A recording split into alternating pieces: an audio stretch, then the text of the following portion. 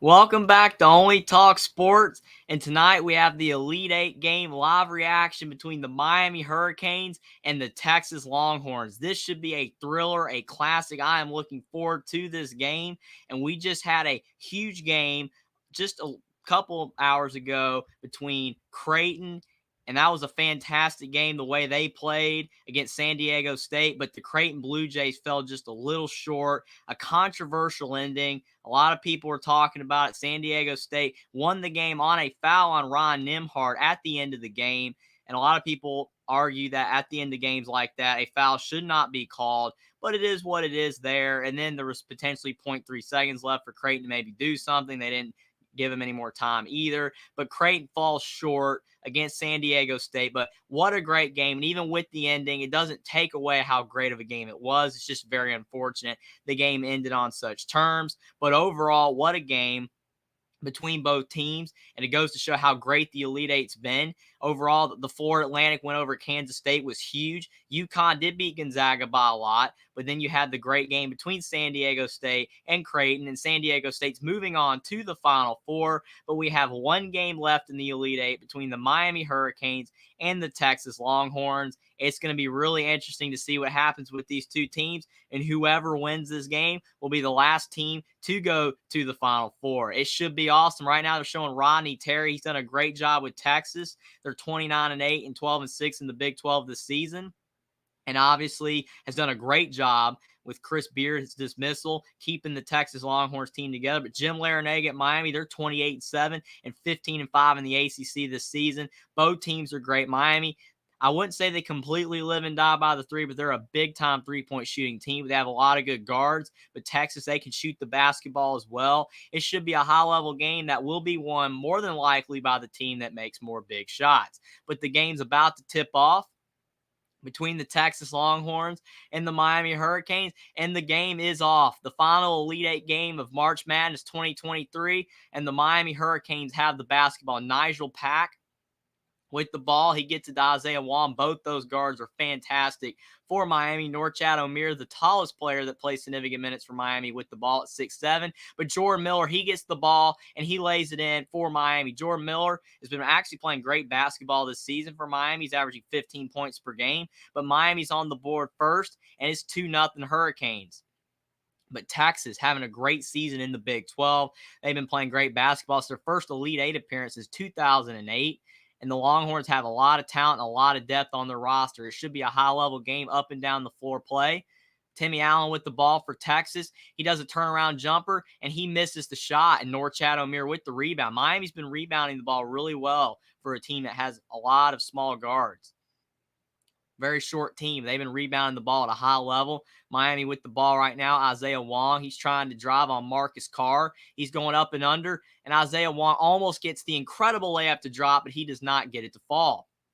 And now Texas has the ball. Tyrese Hunter to Timmy Allen. Out to Marcus Carr for three, and Marcus Carr, his three goes in and out.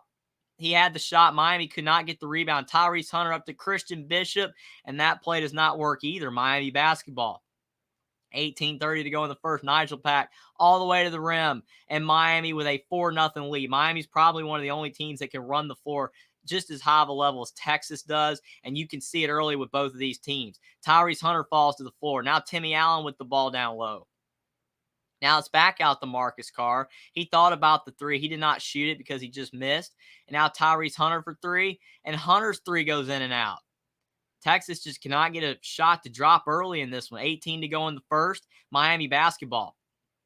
Jordan Miller going up and in, and he lays it in. 6-0 Miami.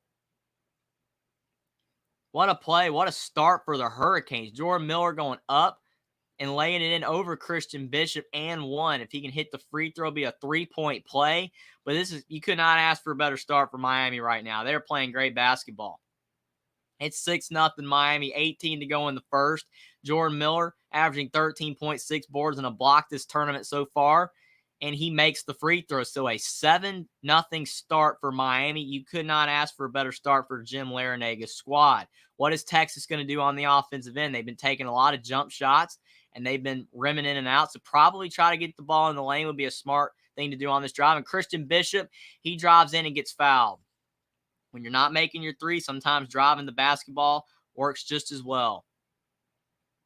And Christian Bishop, he's been a player that's been improving for Texas. He's averaging 6 points per game this season, but he has been playing better basketball in the tournament. Had a big game for Texas in the Sweet 16. So I definitely should bode well for the Longhorns in this game because Christian Bishop is a lot taller than any player Miami has, and he hits the first free throw. So it's 7-1. Texas is finally on the board. You don't want to fall behind too early in a game and have to play from behind.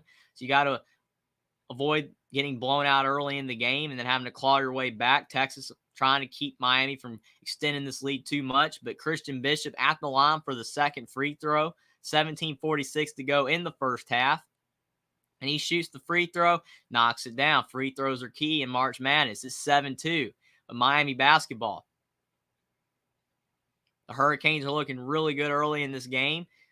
Playing pretty solid defense. They're getting to the rim, and that's key. Miami's had 3 layups to start this game, and that's one thing they're really good at. They're a quick team, and all their players can drive to the basket, which is really tough to stop. And then once they start shooting threes, it makes it even worse for the opposing team's defense. Isaiah Wong, he's driving in. He almost travels, but he doesn't. He goes up, and he lays it in. 9-2, Isaiah Wong, what a shot. Hurricanes playing really good basketball right now. Christian Bishop with the ball on the right block. He's driving in, and they call a foul on Miami. On Christian Bishop's drive, they said that they were pushing him out of bounds. And Isaiah Wong, he definitely almost traveled for sure. I mean, it's close, but he kept his pivot foot down and got the layup. But it's 9-2 Miami. Isaiah Wong had 20 points in the Sweet 16 against Houston, a big reason why the Hurricanes won. Christian Bishop kicks out to Tyrese Hunter. And now it's out to Sir'Jabari Rice for 3, and Texas knocks down a 3. There you go for the Longhorns. That's exactly what you need right there. Sir'Jabari Rice averaging 13 points per game. He's been playing well this season. And that's a big shot for Texas. Miami basketball. What a pass by Norchad Omier. Tried to get it to Jordan Miller, but it goes off the Hurricanes out of bounds. So Texas basketball. Miami finally with a turnover. But Texas with a wide open 3. Miami's going to have to do a better job of guarding the three-point line. Yes, Texas missed a couple threes, but you can't let them get hot from 3, or Texas will start getting on a roll and shooting those threes, and they just gets really easy for them. Sir'Jabari Rice has 52 bench points through 3 games, more than 5 teams entering the Elite Eight. That's crazy. Playing really solid basketball for Texas. 16:40 to go in the first half. Texas has a lot of depth. They have a really solid basketball team all around. Marcus Carr with the ball. He gets it back from down low, and he's trying to drive. He takes a tough step back, too, and he misses the shot. It's definitely a shot he made in the Sweet 16. But Timmy Allen with the 2 when Texas got the offensive rebound, and it's 9-7. So Miami's lead's getting cut. Texas is starting to make some shots now. 16:10 to go in the first half.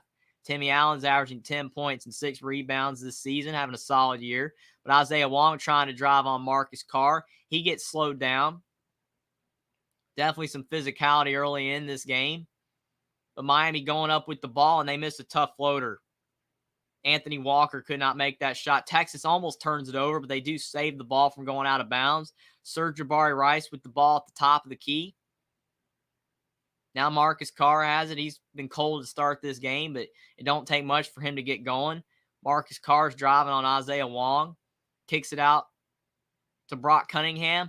And Brock Cunningham lays it in, 9-9. And Texas is already showing their depth early, bringing in a couple of bench guys. Really smart by Rodney Terry when Texas wasn't starting the game well to bring some of your bench in. But it's 9-9, and Texas is on a 7-0 run in the last minute and a half.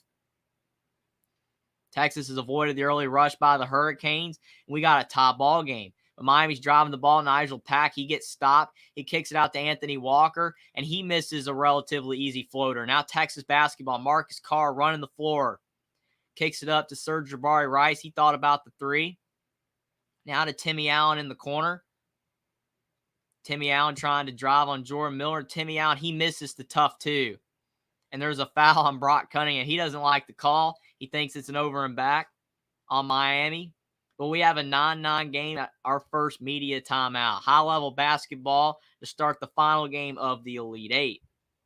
But Jackson, thanks for being here, Jackson. He says it's amazing that Florida Atlantic or San Diego State will make the national title. Yeah, that's unbelievable.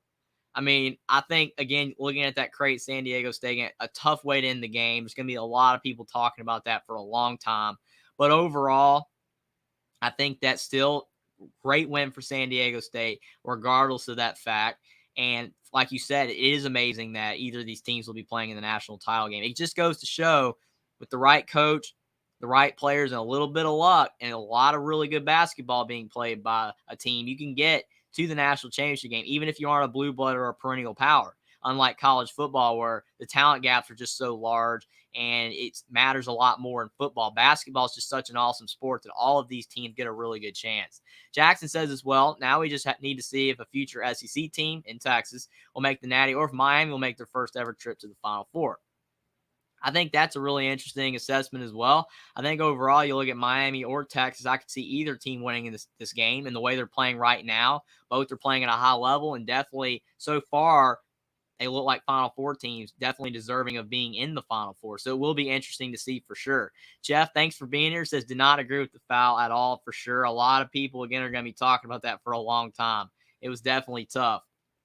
The Ohio State for the win. Thanks for being here, Via Ohio State. He says, what's up? I missed the Creighton versus San Diego State, but saw the score. I heard it was a crazy finish. I got to see the highlights of that game later on. You definitely do. It was very interesting at the end. Again, still people are talking about it. You'll understand when you watch it for sure. But again, besides that fact, it was a great game. Back and forth. You couldn't ask for a better game. Both teams, I think, were really fatigued. And I think that made it where they really struggled on the offensive end, both teams, because it was like in the 40s with 5 to go in the game, the low 40s on scoring. It picked up toward the end, but definitely a tough way to lose for Creighton. Ryan Nembhard, especially with him being called for the foul with 1 second left for Creighton. It was a really tough way to end that game, but it still was a fantastic game. It's just really unfortunate that it had to end that way. The Ohio State says it's going to be tough for Texas to win this game without Dylan Disu. Yeah, that's a problem. I noticed he wasn't out there, and that's going to be really interesting overall. I think that, you got to be healthy at this time of year, and sometimes when injuries happen or for whatever reason your whole entire team's not able to play, that's interesting right there. I think that's going to be really tough for Texas. The good thing is that Miami is a shorter team, so with Dylan Disu out, it's not like they're not going to be able to slow down Miami's center per se, but I do think that it would have helped with rebounding having Dylan Disu, and it might have put more pressure on Miami, but this game's going to come down to whether Texas makes more shots than Miami. And I know in basketball, if you're the team that makes more shots, you usually win, but I mean threes, long twos, tough shots. Miami's a really good team at making tough shots, and Texas has done that as well. So this game's just going to come down to how each team defends each other, who defends the other team better, who's able to force more tough shots, and who's able to hit more tough shots. I think so far Miami's gotten easier looks than Texas getting to the rim, but Texas has started to settle down in this game. So it will be interesting to see if the Longhorns continue to be able to start making a run and playing better basketball, or if Miami can regain the early control they had on this game when they were up 9-2. But Texas, they've come back. Now it's 9-9, and Miami is the basketball right now. And you've got the Hurricanes driving into the lane, and they do call a foul. Bensley Joseph, he was driving in. Miami has so much depth at the guard position. They have so many guards. They have like 6 or 7 rotational guards that they bring in the game, which is really tough to stop. Jim Larinaga has a deep team, and that's the one thing Texas has had an advantage against almost every team they've played. They have more depth than the other team, but Miami has so much depth as well. I think that both teams actually match up fairly well for each other. But Bensley Joseph, he misses the first free throw for Miami. Got to make your free throws in March Madness. You miss free throws. Sometimes the team that misses more loses the game. Even if you make a lot of shots, got to make your free throws. But Bensley Joseph at the line for the second free throw, 14:39 to go in the first half, and he misses both free throws. That's really tough for the Hurricanes. 9-9, 14:30 to go in the first half. Tyrese Hunter with the ball to Serge Jabari Rice. He thought about taking the tough two, but he does dribble, takes it at the free throw line, and Texas has the lead. Their first lead of the game, 11-9, Texas. The Longhorns on a 9-0 run. 14-10 to go in the first half. And Texas on a 9-0 run the last 3 minutes. Miami's offense has gone cold. And Isaiah Wong drives into the lane, and they call the ball off of him. So another turnover for the Hurricanes. A little bit of sloppy basketball right now.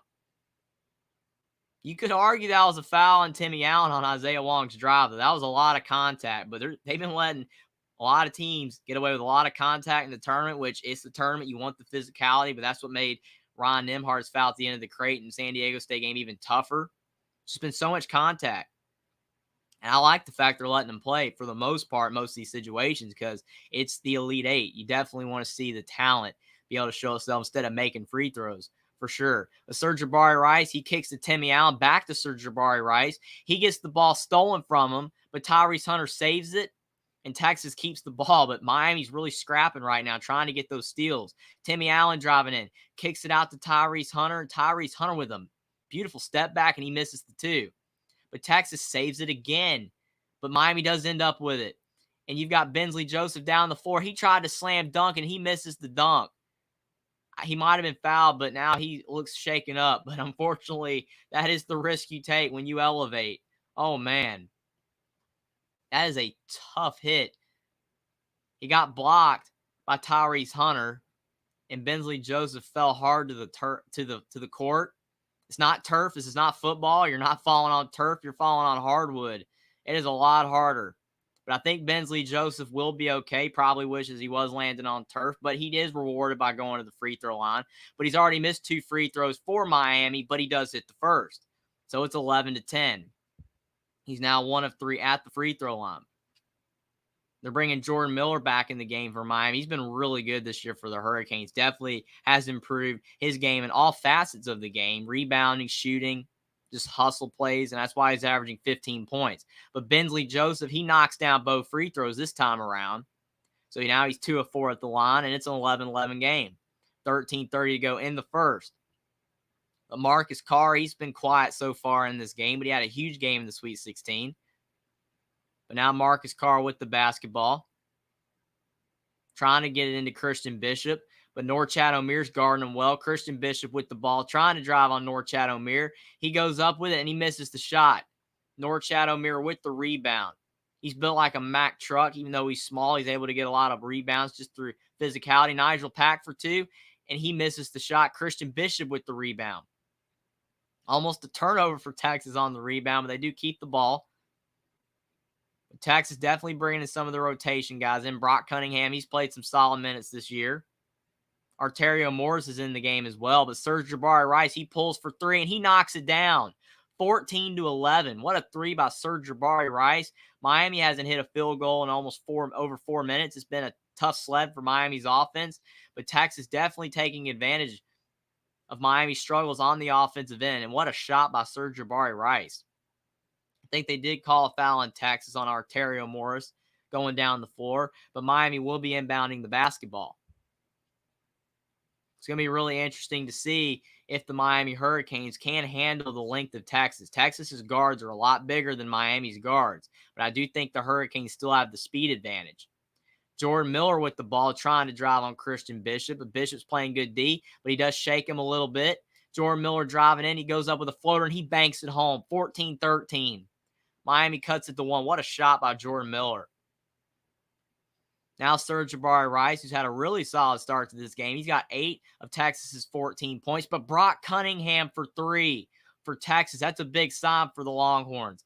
Brock Cunningham, he's been cold from 3 lately, but what a big shot. 17-13 Texas. 11:50 to go in the first half. And Texas is 3 of 5 from 3. Miami, who shoots a lot of threes, hasn't even taken a 3 yet. And Texas also has 13 bench points. Again, their bench playing a lot better than Miami so far. Nigel Pack takes a tough 2. He misses the shot, but Norchad Omiir with the rebound. He's driving in, and he gets the shot to fall. 17-15. Again, Norchad Omiir down low for Miami, just out hustling the other team and getting rebounds. Marcus Carr with the ball. He still cannot find his offense. Arterio Morris kicks to Christian Bishop. Now Arterio Morris kicks it back to Christian Bishop, and a steal from Miami. Jordan Miller running the floor. Tried to get it to Norchad Omiir, but what a steal by Sir'Jabari Rice. Up the floor, and they turn it over, trying to get it to Christian Bishop. That is tough. You got to be able to slow it down sometimes. You want to get that amazing pass up the floor, get that easy layup, but that is tough. for the Longhorns, turning it over, giving the ball back to Miami. But Texas does have a 2-point lead. It's 17-15 at the under 12 timeout.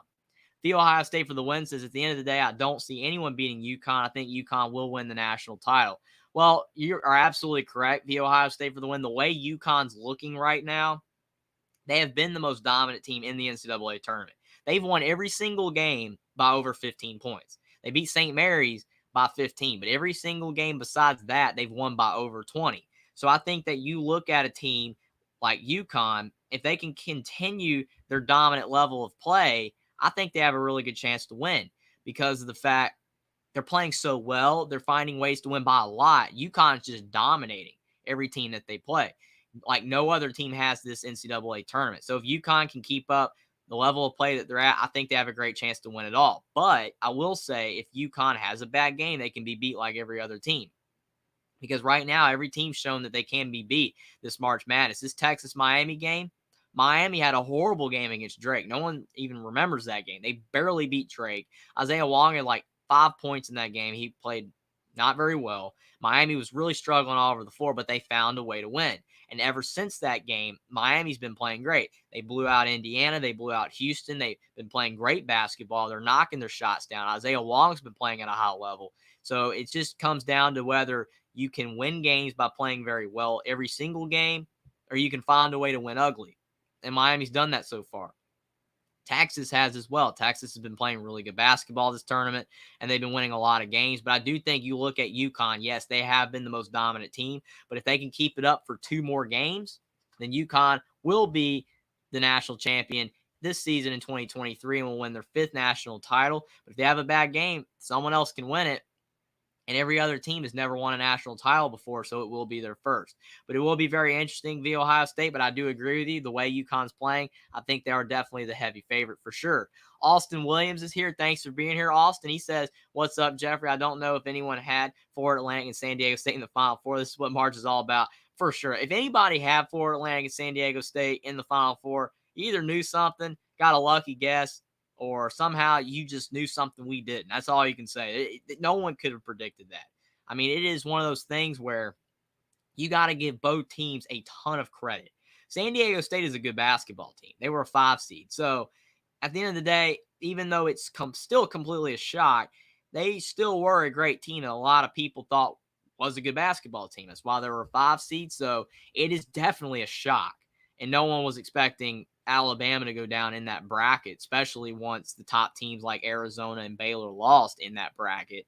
I think that overall it made it where San Diego State, once they beat them, it made it a lot easier for them. But if they hadn't beat them, I think their chances would have been slim. But Florida Atlantic, that's a great story. Cinderella, they're a 9 seed, even though they don't want to be called a Cinderella. And you can make an argument they're not because they were a 9 seed. They would have gotten an at-large bid if they hadn't won Conference USA. But still, technically, they're still a Cinderella in a way, even though they're not the traditional one. But what a performance by both teams. They definitely deserve to be there in the Final Four. It's been awesome. Very tough for Creighton to lose the way they did, and Florida Atlantic getting that win over K-State was incredible, but both teams belong to be where they're at. But the game's back on, 10:50 to go in the first. Texas is up 17-15. Jordan Miller with the ball from Miami. He gets it to Norchad Omier, and he slams it home, 17-17. What a dunk by Norchad Omier. He's only 6'7", but, man, he's so big down low.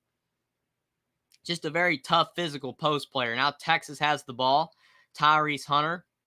The Longhorns started out kind of rough in this game, but it's been going back and forth now. Marcus Carr with the ball.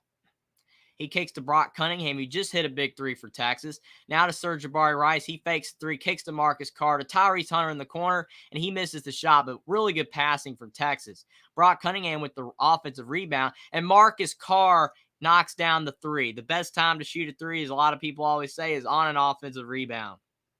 And it's 20-17. Texas back in front. 10 to go in the first. The game's going back and forth. Nigel Pack with the ball. He's been kind of quiet so far in this game. He hasn't really gotten going yet, but he is definitely lethal for Miami. Same with Isaiah Wong. He's trying to drive on Sir'Jabari Rice. Isaiah Wong. He gets stopped by Sir'Jabari Rice. Kicks back to Nigel Pack. Nigel Pack down to Norchad Omier for another dunk. Texas is just getting outbeat by Miami's excellent passing. and Norchad Omier is the recipient of these great passes. It's going to be very tough for Texas if they keep giving up easy dunks like that. The Longhorns in the corner. Marcus Carr just hit a three. Thought about taking an element. He drives this time. Kicks to Rice in the corner. And Rice takes the three. He misses the shot. Probably shouldn't have shot that one. But Isaiah Wong up the floor.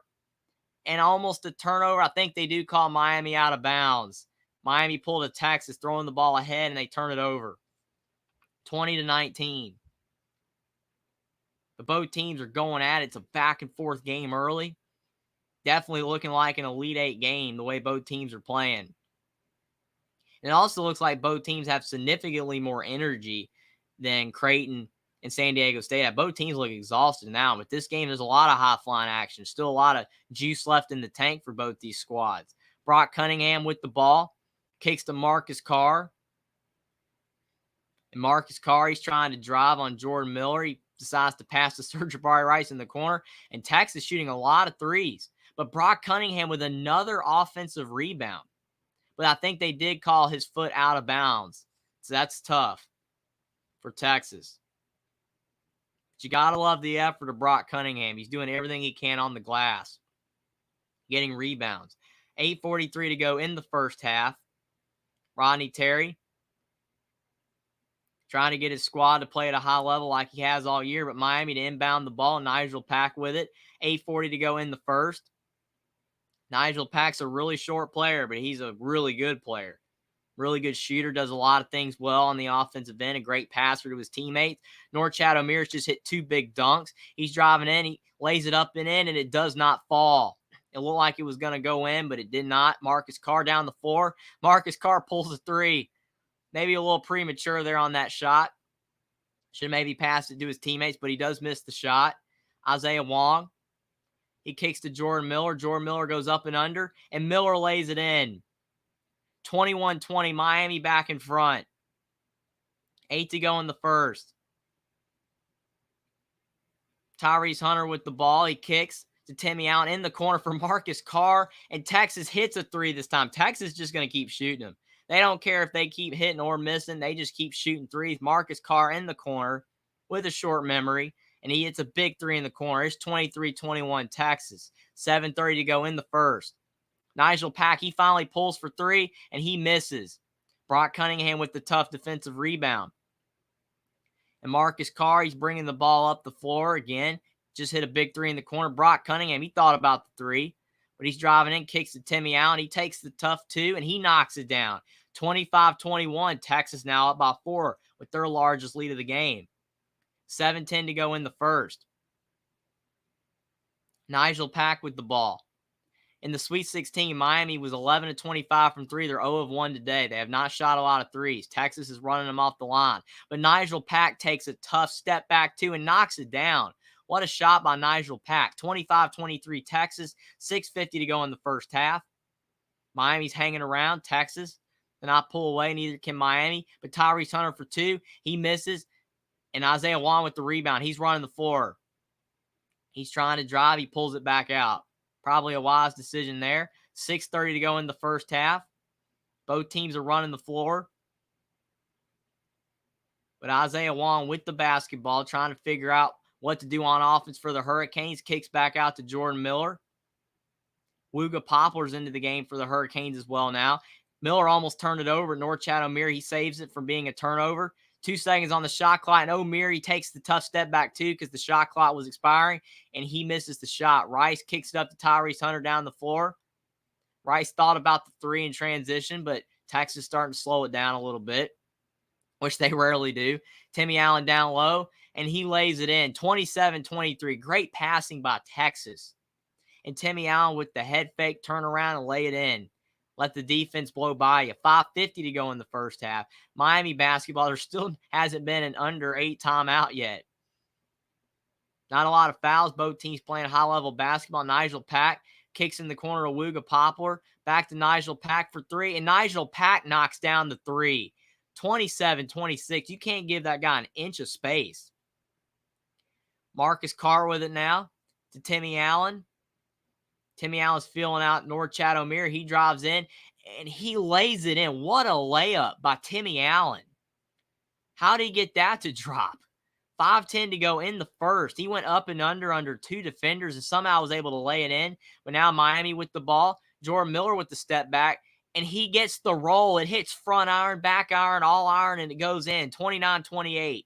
Texas up 1. Timmy Allen for 2 on the other end. He knocks down the shot.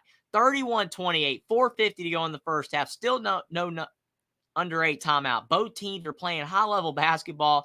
You can't get the under 8 timeout, and there's no fouls and a lot of high-flying action. Surprised no coach has called timeout yet.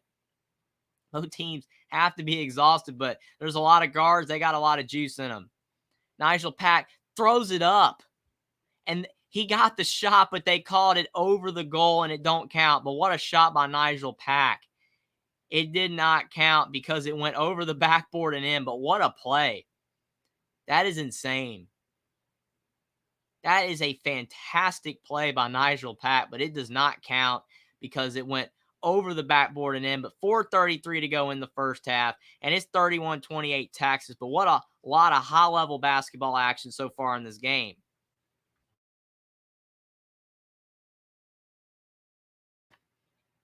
It's going to be really interesting to see how this game progresses right now. We're almost done with the first half already. There's been a lot of high-flying action. Both teams are playing exactly how you think they would. A lot of passes, a lot of shots being made, a lot of threes. But even with Miami doing a lot of driving to the basket, getting a lot of tough floaters to fall, a lot of layups. But Texas is making threes right now. And I think Miami's guarding Texas fairly well. But you look at Texas overall, they are hitting some tough threes, and it's going to be really hard for Miami to win if Texas is doing that, just like it would be for Texas if Miami's shooting a lot of threes. But Miami's staying in this game because they're getting to the rim, and they're hitting a lot of tough layups. It's going to be really interesting. I think this game's going to keep going back and forth, and it could go down to the wire. Potentially, the team that has the ball last, who knows? It might not. It could be a game that one team finally gets some separation, but I think both teams are playing great basketball. The Ohio State for the win says, I think if Texas wins this game, they will give UConn a much better game than Miami will, but it's going to be tough for Texas to win this. If Texas makes their threes at a good clip, they got a good chance. 100%, you were absolutely right, the Ohio State. And again, look at Texas right now. They're winning the game because they're making threes. That is key. Right now, they're making their threes. You've got Marcus Carr knocking shots down, Serge Rice, Brock Cunningham, Timmy Allen's making shots. So that's really key for Texas. They're doing a really good job making threes. And I think that, to your point, I think Texas has a lot more bodies to throw at UConn, especially if Dylan Disu is able to play against UConn in the Final Four. If Texas advances, I think that will help out for UConn to have a much tougher matchup. Obviously, it would help out UConn if Miami wins because they're going to be a shorter team. But for a better game, potentially, like you said, I think Texas will give them a better game. I think Miami could beat UConn because Miami's so unpredictable. Miami can make tough shots. Their guards, even though they're undersized, can rebound, and they can make tough shots. And they've been able to beat a great defensive team with a lot of length in Houston and a relatively tall team that was pretty solid at defense in Indiana. So I think Miami could beat UConn as long as they make a lot of shots. But to your point, I think Texas matches up better with UConn. So it will be really interesting. I know a lot of people are crowning UConn, and with good reason. UConn is a great team. They deserve a lot of praise. They deserve a lot of credit, and I think they deserve to be the favorite to win it all right now. But it's going to be really interesting to see. I think either team could give UConn a great game, but it will be interesting to see what happens for sure. Right now, Miami is having a good first half. They're shooting 12 of 21 from the field, but only 1 of 3 from 3. So really shocking to see Miami not shooting a lot of threes right now. Interesting strategy. They're not shooting a lot of threes. I think it's kind of smart in a way because you don't have to do it. If Texas is allowing you to get in the paint and Texas is allowing you to make layups, keep doing it. And then if it stops, then you can be able to shoot some threes. But again, an incredible play by Nigel Pack. It might not count, but that was a great shot overall. But now it's going to be Texas basketball, and the Longhorns are up by 3. And it's going to be interesting to see how Miami defends this next possession. Are they going to start trying to guard closer to the three-point line? Because Texas can drive. They have a lot of off the dribble with their players. And I think that if Miami does try to stick to them too closely, I think Texas will be able to drive on them very easily. So it will be interesting. But right now, Texas is lighting up Miami from 3. It's 4:25 to go in the first half. Tyrese Hunter with the basketball. He swings to Arterio Morris, to Timmy Allen. Texas passing the ball really well in this game. Arterio Morris in the corner to Tyrese Hunter. Now it's back up to the top of the key. Now to Christian Bishop on the left block. He's trying to drive. And Christian Bishop for 2. What a play by Christian Bishop. He's gotten a lot better as the season's gone along. He's playing good basketball. And it's 33-28. 4 to go in the first half. Miami needs a bucket right now if they want to stay in this game. Don't want to fall behind. But Miami, both teams passing really well in this game. But now you've got Jordan Miller driving in for Miami. Kicks in the corner to Wooga Poplar. And Wooga Poplar for 3. Number 55 knocks it down. 33-31. 3:30 to go in the first half. Texas with a 2-point lead. Marcus Carr with the ball. He gets it to Timmy Allen. Texas has already hit 5 threes, or 5 of 11 from 3. And Miami's now 2 of 3. They're starting to make some shots. But Christian Bishop, the tallest player on the floor, definitely taking advantage of that height advantage. He's driving in. Kicks to Arterio Morris for 3. And Texas with their 6th 3 of the game. 36-31. And again, Miami not guarding them from the three-point line good enough. And Texas is making them pay. The Longhorns up by 5. Miami basketball. 3 to go. A lot of contact there. Wooga Poplar falls to the floor, but no foul. Isaiah Wong's driving in.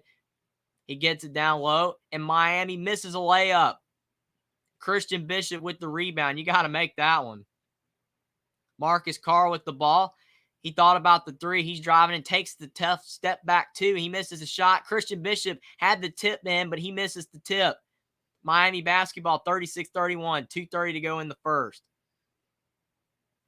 Miami slowing it down a little bit. Now going full go again. Jordan Miller into the lane, and he lays it in. No foul on the drive. Christian Bishop probably thought it should have been an offensive foul. Jordan Miller probably thought it should have been a defensive foul, but no foul, and it's 36-33, and Texas has the ball. Timmy Allen with it. Kicks to Arterio Morris, who's been playing solid basketball this year. He's averaging about 5 points per game. But Marcus Carr, the Minnesota transfer, he's trying to get some work down low. He kicks it out in the corner to Arterio Morris for 3, and Texas with their 7th 3 of the game. The Longhorns are making shots. Jim Larrañaga is going to have to get his Miami team to guard better from 3. They're giving them too many open looks. They're trying to keep them out of the lane, and that's a smart move, but they're letting Texas hit a lot of threes, and the Longhorns have 19 bench points. Miami has 2. Wooga Poplar into the lane. He takes a tough 2 in the corner. He knocks it down, but Miami just keeps making shots as well. They're not of the three-point variety, but they're hitting a lot of 2s right now. 39-35. 1:20 to go in the first half. There still hasn't been an under 4 timeout. Might not even need one the way this game's going. Timmy Allen with the ball. He's driving. They do call a foul right there. So 1:18 to go in the first half, and you finally are going to have the TV timeout. High flying action both ways. Jeff says great play, 100%. There's been a lot of great plays in this game. Both teams playing at a high level. It's been some high flying action. You cannot ask for much more in the Elite 8. I'm sure the Final Four is going to be even better. Jeff says, that's crazy. I agree. Stanley in, thanks for being here. Stanley says, no way anyone can match up with UConn. All I heard about yesterday was Gonzaga and Timmy and the Huskies beat them like Florida Atlantic is scary good, but I cannot see them winning the trophy. Overall, Stanley, I think you have a really good point. I think UConn is a fantastic team, and they're playing elite basketball right now. And I think that overall, I don't think any team matches up well with UConn, but that doesn't mean anybody can beat them. Just because you don't match up well with the team does not mean that the team is not beatable. But to your point, it's going to be extremely difficult for Texas or Miami to beat UConn. And if UConn wins that game, they're going to have to play San Diego State or Florida Atlantic. And I think to a lot of people's point, UConn has a really good chance to win that because San Diego State or Florida Atlantic will not really have the size. Yes, Florida Atlantic is Vlad Golden. He's 7 foot. But he's not going to be able to slow down Donovan Cleveland and Adama Sanogo all game long. It will be really tough. I think he'll be able to do it for a while, but it will be interesting. But I think that the best chance UConn has of going down is the winner of this game. Obviously, again, anything can happen. It's March Madness. You never know. It could be UConn, Florida Atlantic, and somehow Florida Atlantic could win. You never know. But like you said, the way UConn's playing, they're going to be a tough matchup for everybody right now, as long as they're making shots and Adama Sanogo and Donovan Cleveland down low are dominating. But I do think Texas or Miami, if they shoot a lot of threes, whoever wins, and they shoot a lot of threes against UConn, they could win. Easy Money's here. Hey, Jeffrey and everyone, thanks for being here, Easy Money. We got a good game going right now. As Jeff says, literally another good one here for sure. I mean, these games have been great. This March Madness has been incredible. You cannot beat this March Madness. It's been awesome. So many great games, so many memorable upsets. I mean, you can look at like 10 games and make an argument for being the best game. It's been awesome. Easy money to Stanley. I agree. It's UConn. They're definitely the team to beat. I had picked Bama versus Texas in the championship at the beginning of the tournament, but San Diego State ruined it for my Crimson Tide. Yeah, that was really tough, but I do think that Texas is still possible. Texas could still make the national championship game. If they can beat Miami and they can beat UConn, they are good enough to do it, but it will be interesting to see for sure. I think overall right now, UConn is definitely the team to beat by far, but it will be interesting. Can they keep up this level of play? They haven't really been in a game yet where they've been, had a scare where they almost are going to lose a game. It's been, for the most part, they easily have the lead. So it will be interesting. Can UConn keep up this high level of play? And if they can, they got a great chance to win. But Texas right now up 39-35 on Miami. Only a little over a minute to go in the game, but Texas with 19 bench points right now. Miami is 2. That's key. Texas is getting contributions from a lot of different players on their basketball team. Their depth is showing out more than Miami. Miami's a lot of depth, but their depth isn't making shots. But can that continue for another half? Right now, Texas with the basketball. Tyrese Hunter kicks to Brock Cunningham. And Cunningham for 2. Brock Cunningham's having a great game. He's getting rebounds. He's making shots. He's doing exactly what Rodney Terry wants him to do, playing his role to perfection. And now Texas has 21 bench points, and their starters have 20. The bench has outscored the starters in this first half. Miami basketball right now, Jordan Miller kicks it to the top of the key to Anthony Walker. He tried to backdoor to Jordan Miller, and it's a turnover. Marcus Carr is running the floor. He's going all the way to the rim, and he gets the layup to fall, and Texas suddenly has an 8-point lead. 43-35, 40 seconds to go in the first half, and I think Jim Larrañaga took his first time out. He's not liking what he's seeing right before the half, and you don't want to fall behind if you're Miami by close to 10 points around the half. Easy money says Jeff, yet looking like Texas for sure. Easy money says I'm outside at the moment. Jerry's playoff play comes in hand when I go smoke. He's awesome. Thanks, Easy Money. Thanks so much for the compliment for sure. I mean, overall, sometimes you're away, you can't watch the TV or your TV's blown out or something. Definitely thanks everyone for being here to listen to me talk about the game. You guys are awesome. You guys are definitely the reason I'm doing it. Plus the fact it's just a lot of fun in general. Thanks everyone for being here. Like the stream down below. Subscribe to the channel if you guys are new. Share the stream out on social media. But again, most importantly, thanks everyone for being here because you guys are awesome. And you guys make this definitely a lot of fun. Easy Money says, hey, V Ohio, what's happening? V Ohio hasn't written anything in a few, but he's definitely probably enjoying the game right now. Easy Money says, I just got here a couple minutes ago. But thanks for being here. Should be a really good game. Stanley says, I bet UConn 2 weeks ago to win the trophy. A $50 game will pay $395. Also bet Miami's a dark horse then. $25 will pay $1,000 today, though they got to defend the 3 against Texas. For sure. You're absolutely right, Stanley. And I think that right now they're doing actually a pretty poor job. I mean, again, sometimes you could just leave a team wide open because you look at Fairleigh Dickinson. I know that was a long time ago, but Fairleigh Dickinson, when they beat Purdue, that game right there, Purdue had open 3 after open 3. Fairleigh Dickinson, to their credit, played hard, but he was mostly playing hard against Edey. Edey kicked out the ball to the guards for Purdue. Fletcher Lawyer, Braden Smith, Mason Gillis, they missed threes. So Fairleigh Dickinson was banking on Purdue missing the threes. That's the only way Fairleigh Dickinson had a shot to win.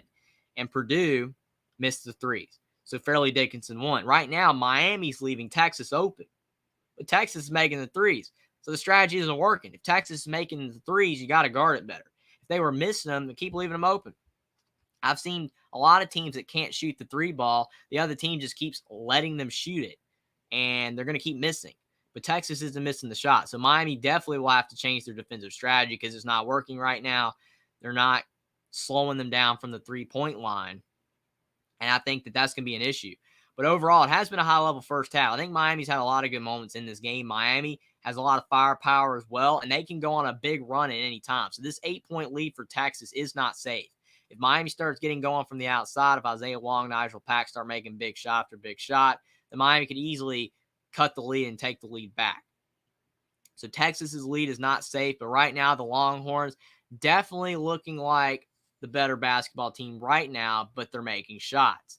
And when you're making shots, you always look like a better basketball team. But our Final Four is almost set. San Diego State, Florida Atlantic is your first matchup in the Final Four. And now we're awaiting UConn versus the winner of Miami and Texas. It should be a lot of fun. This March Madness in 2023 has been a great and memorable March Madness. So many great moments. It's getting close to the end, kind of sad, but still a lot of basketball to be played. It's going to be awesome. But 40 seconds left in this first half, and Texas is up 43-35 on Miami, and it's Miami basketball. Nigel Pack with the ball. He's bringing it up the floor. And seeing the Sweet 16, Wong and Pack at 46 points. They only have 9 points right now. Texas, whether it's just good defense or they're just missing shots, definitely Wong and Pack are struggling a bit. And Wooga Poplar for 2, so Miami cuts it back down to 6. 43-37, Texas with the basketball. 20 seconds to go in the first half. Texas could use their use it or lose it timeout. Not sure if they will. It does look like they're going to play it out. 10 seconds left in the first half. Marcus Carr with the ball. Marcus Carr thought about the step back 3. He does take the 3, and he misses the shot. But did they call a foul on the 3? I think they did. 3 seconds to go in the first half. And Marcus Carr will have 3 free throws. Nigel Pack called for a foul on the 3. That is a tough pill to swallow for Miami. I don't think he let Marcus Carr land. I think he might have got him a little bit with the body. But that's a really tough foul call right there. Marcus Carr at the line for 3 free throws, and he knocks it down. And now Texas could go up by 9 points at the half. 44-37, 3 seconds to go. He has 2 more free throws left. And the free throw is up, and he does miss the second. Got to make your free throws. But he has 1 more. Texas could still go up at half with an 8-point lead. 3 seconds to go in the first half. And Marcus Carr, who has 9 points and 3 assists in this first half, with the third free throw, and he knocks it down. 45-37. Miami inbounds the ball. Nigel Pack goes up at half court for 3, and it almost drops, but it does not go in. So 45-37, Texas Longhorns at the half. And the Longhorns, with 20 more minutes of really good basketball, will be moving on to the Final Four to face UConn. But Miami will do everything in their power probably to try to come back and get the win, but it will be interesting to see what happens. Really high-level first half, but Texas definitely hit a lot more threes than Miami, and that's been the difference so far. Easy Money says, new blood in the Final Four with Florida Atlantic, San Diego State, Creighton winner. Texas has been a couple times, and the only one that's been and won the championship game is UConn. I think overall you're absolutely right, and that's what makes it for a lot of people a lot of fun to see new teams that have never been there before. Even UConn, even though they have been there in the past, they haven't been in a few years, but still, besides UConn, all the other teams are new, and that's really awesome to see. You know, these teams that have never been to the Final Four, they've never won a championship, and they're having a chance to win their first. It's really cool. It's been a great tournament. But UConn, definitely the team a lot of people are picking to win it all, and they have championships already, so it will be interesting to see if they can add one to their resume, or if one of these other teams finally wins their first title. But it should be a lot of fun. Like I said, it's been a great tournament so far. So many upsets. And again, the fact you have Florida Atlantic or San Diego State in the Final Four is incredible. Stanley M says, God, I believe this game goes down to the wire. This tournament is proving it. Right now, I think that the way these teams are playing, I think it will go down to the wire. I think Texas obviously has made more threes, but it will be hard for them to sustain that level of shot making in the second half. Texas can do it. They've proven that at times this year. They can just keep making shots. But I do think there is a chance Texas could cool off. Miami could heat up, and then this game goes down to the wire. Whoever has the ball last, that could be the case. Hopefully that's what happens, because I love these close games. You cannot beat it. It's been a lot of fun to watch all these close games. But I do think this game could go down to the wire. But it also could be a game that Texas just keeps the lead and finds a way to win by 10 to 12 points. You never know. I think either result is highly probable. Easy Money says, Stanley, your championship pick looking good, and maybe on Miami winning this, but I'm going with Texas likely. For sure, Easy Money's definitely correct with the way Texas is playing, that they definitely probably have a bigger advantage or chance to win than Miami. But with the championship pick of UConn, again, I think a lot of people are on the UConn train, and with good reason. I mean, they're looking dominant. They've been the most dominant team by far. A lot of these teams have won close games, but UConn's been the dominant team in this tournament. They've been dominating every single game, and that is definitely going to be a key factor, when building trust with the team. If you're going to bet on a team, or if you're just in your mind picking a team to win, UConn has built that trust right now with the way they're playing. They haven't even been close to losing. But the only thing that does worry me for UConn is, again, since the fact that they have not been in a close game, if they do play Texas or Miami in the Final Four and they get down, how can they respond? Will they be able to take the blow and be able to come back and take the lead? The only time they actually had any pressure really put on them was the Iona game. When they played Iona in the first round, they were down most of that first half, but then they took the lead at half, and then they kind of just ran away with it. But some of these other games, I think that they've had the lead basically the whole entire game. So can UConn keep it up? I think they can. They're a great team. I've been watching them all tournament, and they're really good right now. They're playing really good basketball. But it's one thing to do it for 4 games in a row. It's another thing to do it for the whole entire tournament. 6 games. Can you do it for 6 games? And if UConn can, they'll win another title. Easy money is definitely the craziest March Madness I've ever seen with this many underdogs winning. I definitely think you can put this March Madness up there as one of the best, or if not the best, March Madness of all time. Obviously, it's difficult to say that because there's been so many. And there's been so many great games and so many great March Madnesses. But with these upsets, I agree that it feels like more upsets this year than there ever has. Because obviously you had Loyola Chicago the one year, I think in 2018. But you didn't have like a lot of other upsets, big ones. I think there probably was a few, but this year just had so many. And it's made it a lot of fun. And again, we said coming in to March Madness this year, the way it seemed, with all the parity, the fact that it didn't really seem like one team really had the massive advantage over another team. It didn't seem like there was like a pair of 3 or 4 teams that you could say was way better than all the other teams in college basketball. It kind of seemed like all of the teams really didn't have a big advantage. A lot of the teams were beatable. I mean, it's hilarious with UConn because just a short 2 months ago, UConn had lost 6 of 8 games in Big East play, and everyone was off the UConn train. They went from the team that was 14-0, ranked number 2 in the nation behind Purdue, to the team that had suddenly lost 6 of 8 in the Big East, and they looked terrible, and they were out of the picture. But then they got things back on track, and they started playing great basketball in the Big East, but then they lost to Marquette in the Big East tournament. So still a lot of people thought Marquette was the best team out of the Big East. They'd have the best chance to advance all the way. But then they lost to Michigan State. So again, you just never know. And the way UConn's playing, everyone's back on the UConn train, but they could have a bad game. We just have no idea. It's going to be really interesting to see. Easy money says 45-37.5. I think Texas did a really good job in that first half against Miami because they were down 9-2 at the beginning of the game against Miami. They were down early, but they took the early punch in the game. They came back, took the lead, and they were ahead by 2 to 4 points the whole time against Miami. But right before the half, they extended the lead a little bit. They got themselves a little bit of a cushion, and I think that was a really big key for the Texas Longhorns to get that cushion against Miami, to now be up by 8. You can't get comfortable, though.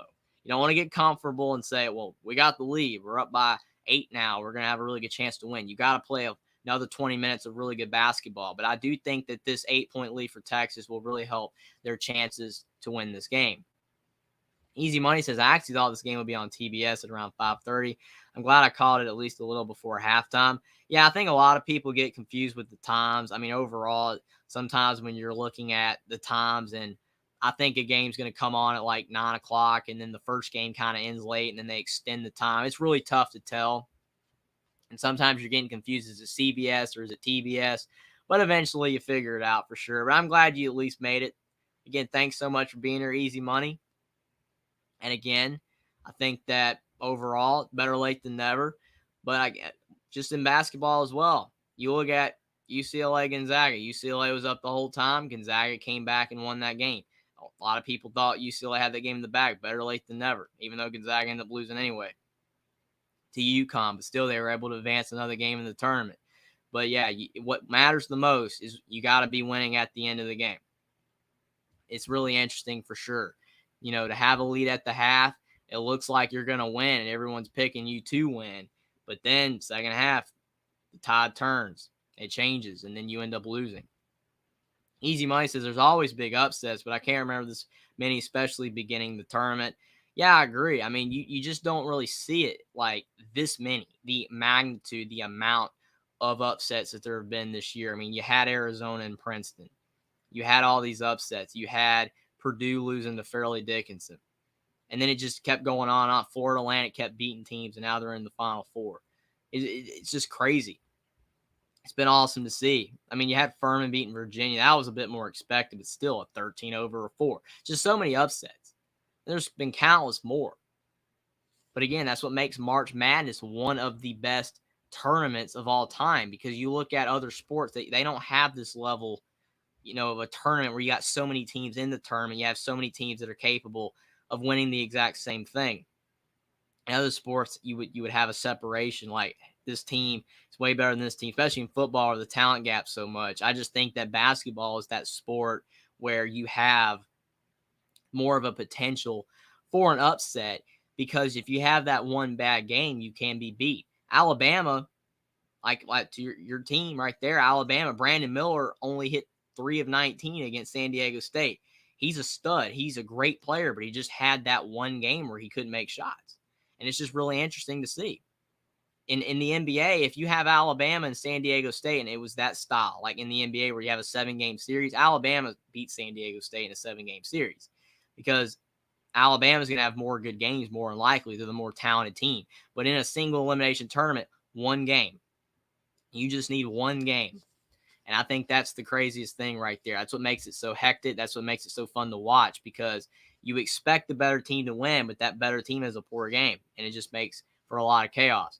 Easy Money says, yeah, they've been broadcasting mostly TBS. This one's CBS. Yeah, there's been a lot of TBS this year. I think what they do, I've heard like they do alternate with the Final Four, whether it's on TBS or CBS. In the years that it's on CBS, I think they air more of the earlier games on TBS to compensate for that.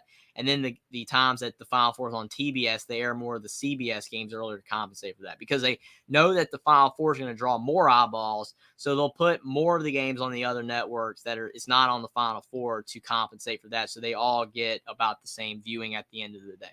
I think that's why the networks do that. So since this whole entire tournament, a lot more of the games have been on TBS. That's why they aired the Final Four on CBS. So I think that's why. Easy Money says every week with multiple upsets is crazy. And I mean, it makes you look so much forward to it. I mean, when you have all these upsets, you have these games, and you look at these games, and you're like, oh, this one's going to win, this one's going to win, this one's going to win. And then it doesn't happen. You're like, oh, what's going to happen next week? It's almost like watching a TV show and you've got great episodes and you're like, I can't wait for next week's episode. That's the way March Madness works. You just cannot wait for the next round of games, especially when you don't know what's going to happen, when it's not very predictable and you don't have all the same teams winning all the time. It's a lot more upsets. It's crazy things going on. It's not what most people would expect. That's what makes it so cool. Jeff says March Madness looks different for sure this year. And different's not always a bad thing. I mean, when you have consistency, if your Final Four was Kentucky, Kansas, Duke, Carolina, I mean, that would be the most unoriginal one of all time. But if you had that, or like even in Indiana or Arizona or Michigan State, I mean, those are bigger teams. Like if you had your brands, UConn as well, they're the only one that's like left. But I think that it would be cool. But I think that this tournament gives you fresh eyes, fresh perspective of these schools, of these teams that have not been there before. And I'm not saying the bigger school, obviously the bigger schools love to be there because of the fact they're new players as well. So they're just happy to be there. But I do think when you have these smaller schools, especially the ones like Fairleigh Dickinson, when you beat Purdue, their emotion levels are off the charts. Because even though, they're going in and they believe they can win, I don't think most of these teams expect to win. They believe. You have to believe. If you don't believe, then you're going to go out there and get beat by 40.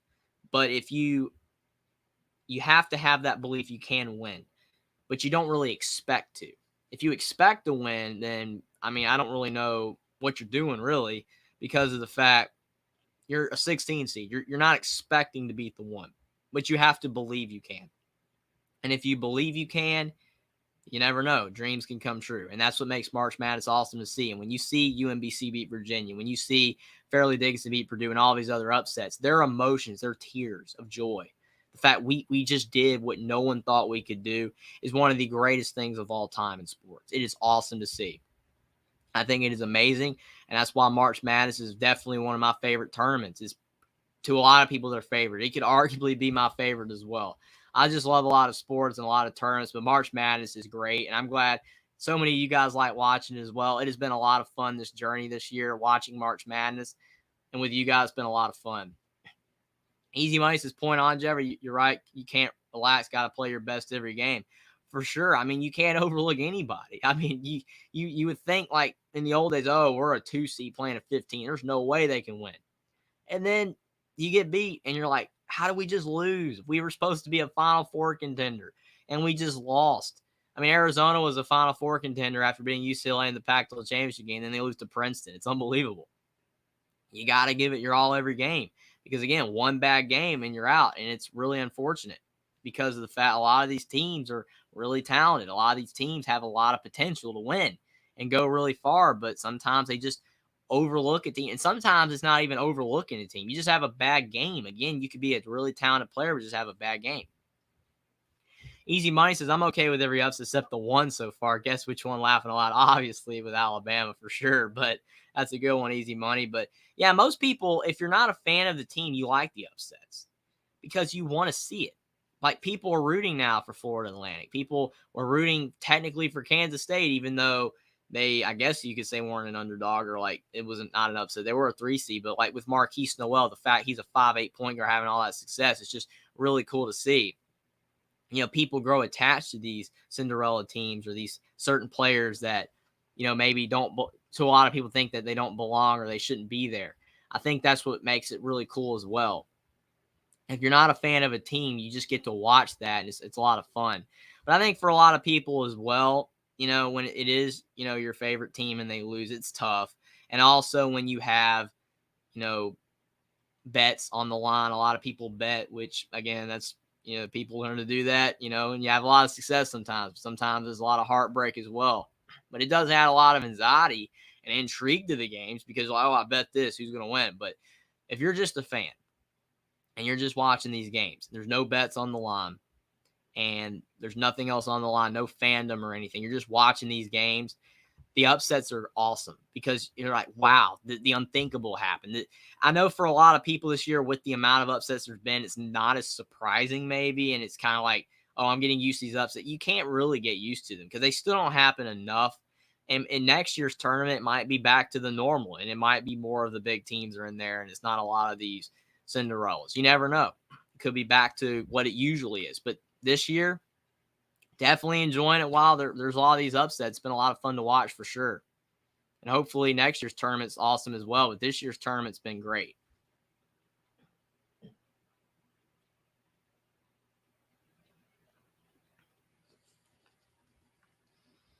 Jeff says it's fun watching teams that have never been there, how hard they try. And that's another thing. The amount of effort that a team like Fairleigh Dickinson did against Purdue, that was effort.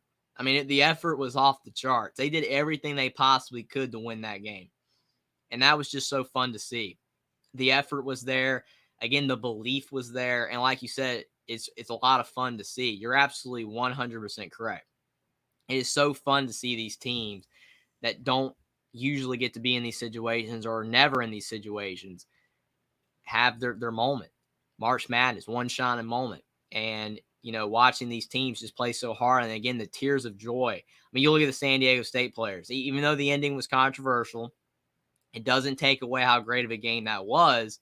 And you just see the San Diego State players, tears of joy coming, you know, out of them because they're not used to this. It's an amazing accomplishment what they've done. They just can't believe they're actually going to the Final Four. Of all these teams in college basketball, they're going to the Final Four. San Diego State, Florida Atlantic as well, seeing the way their expressions were after the game. It's just a lot of fun to see. It's just unmatched in almost any sport.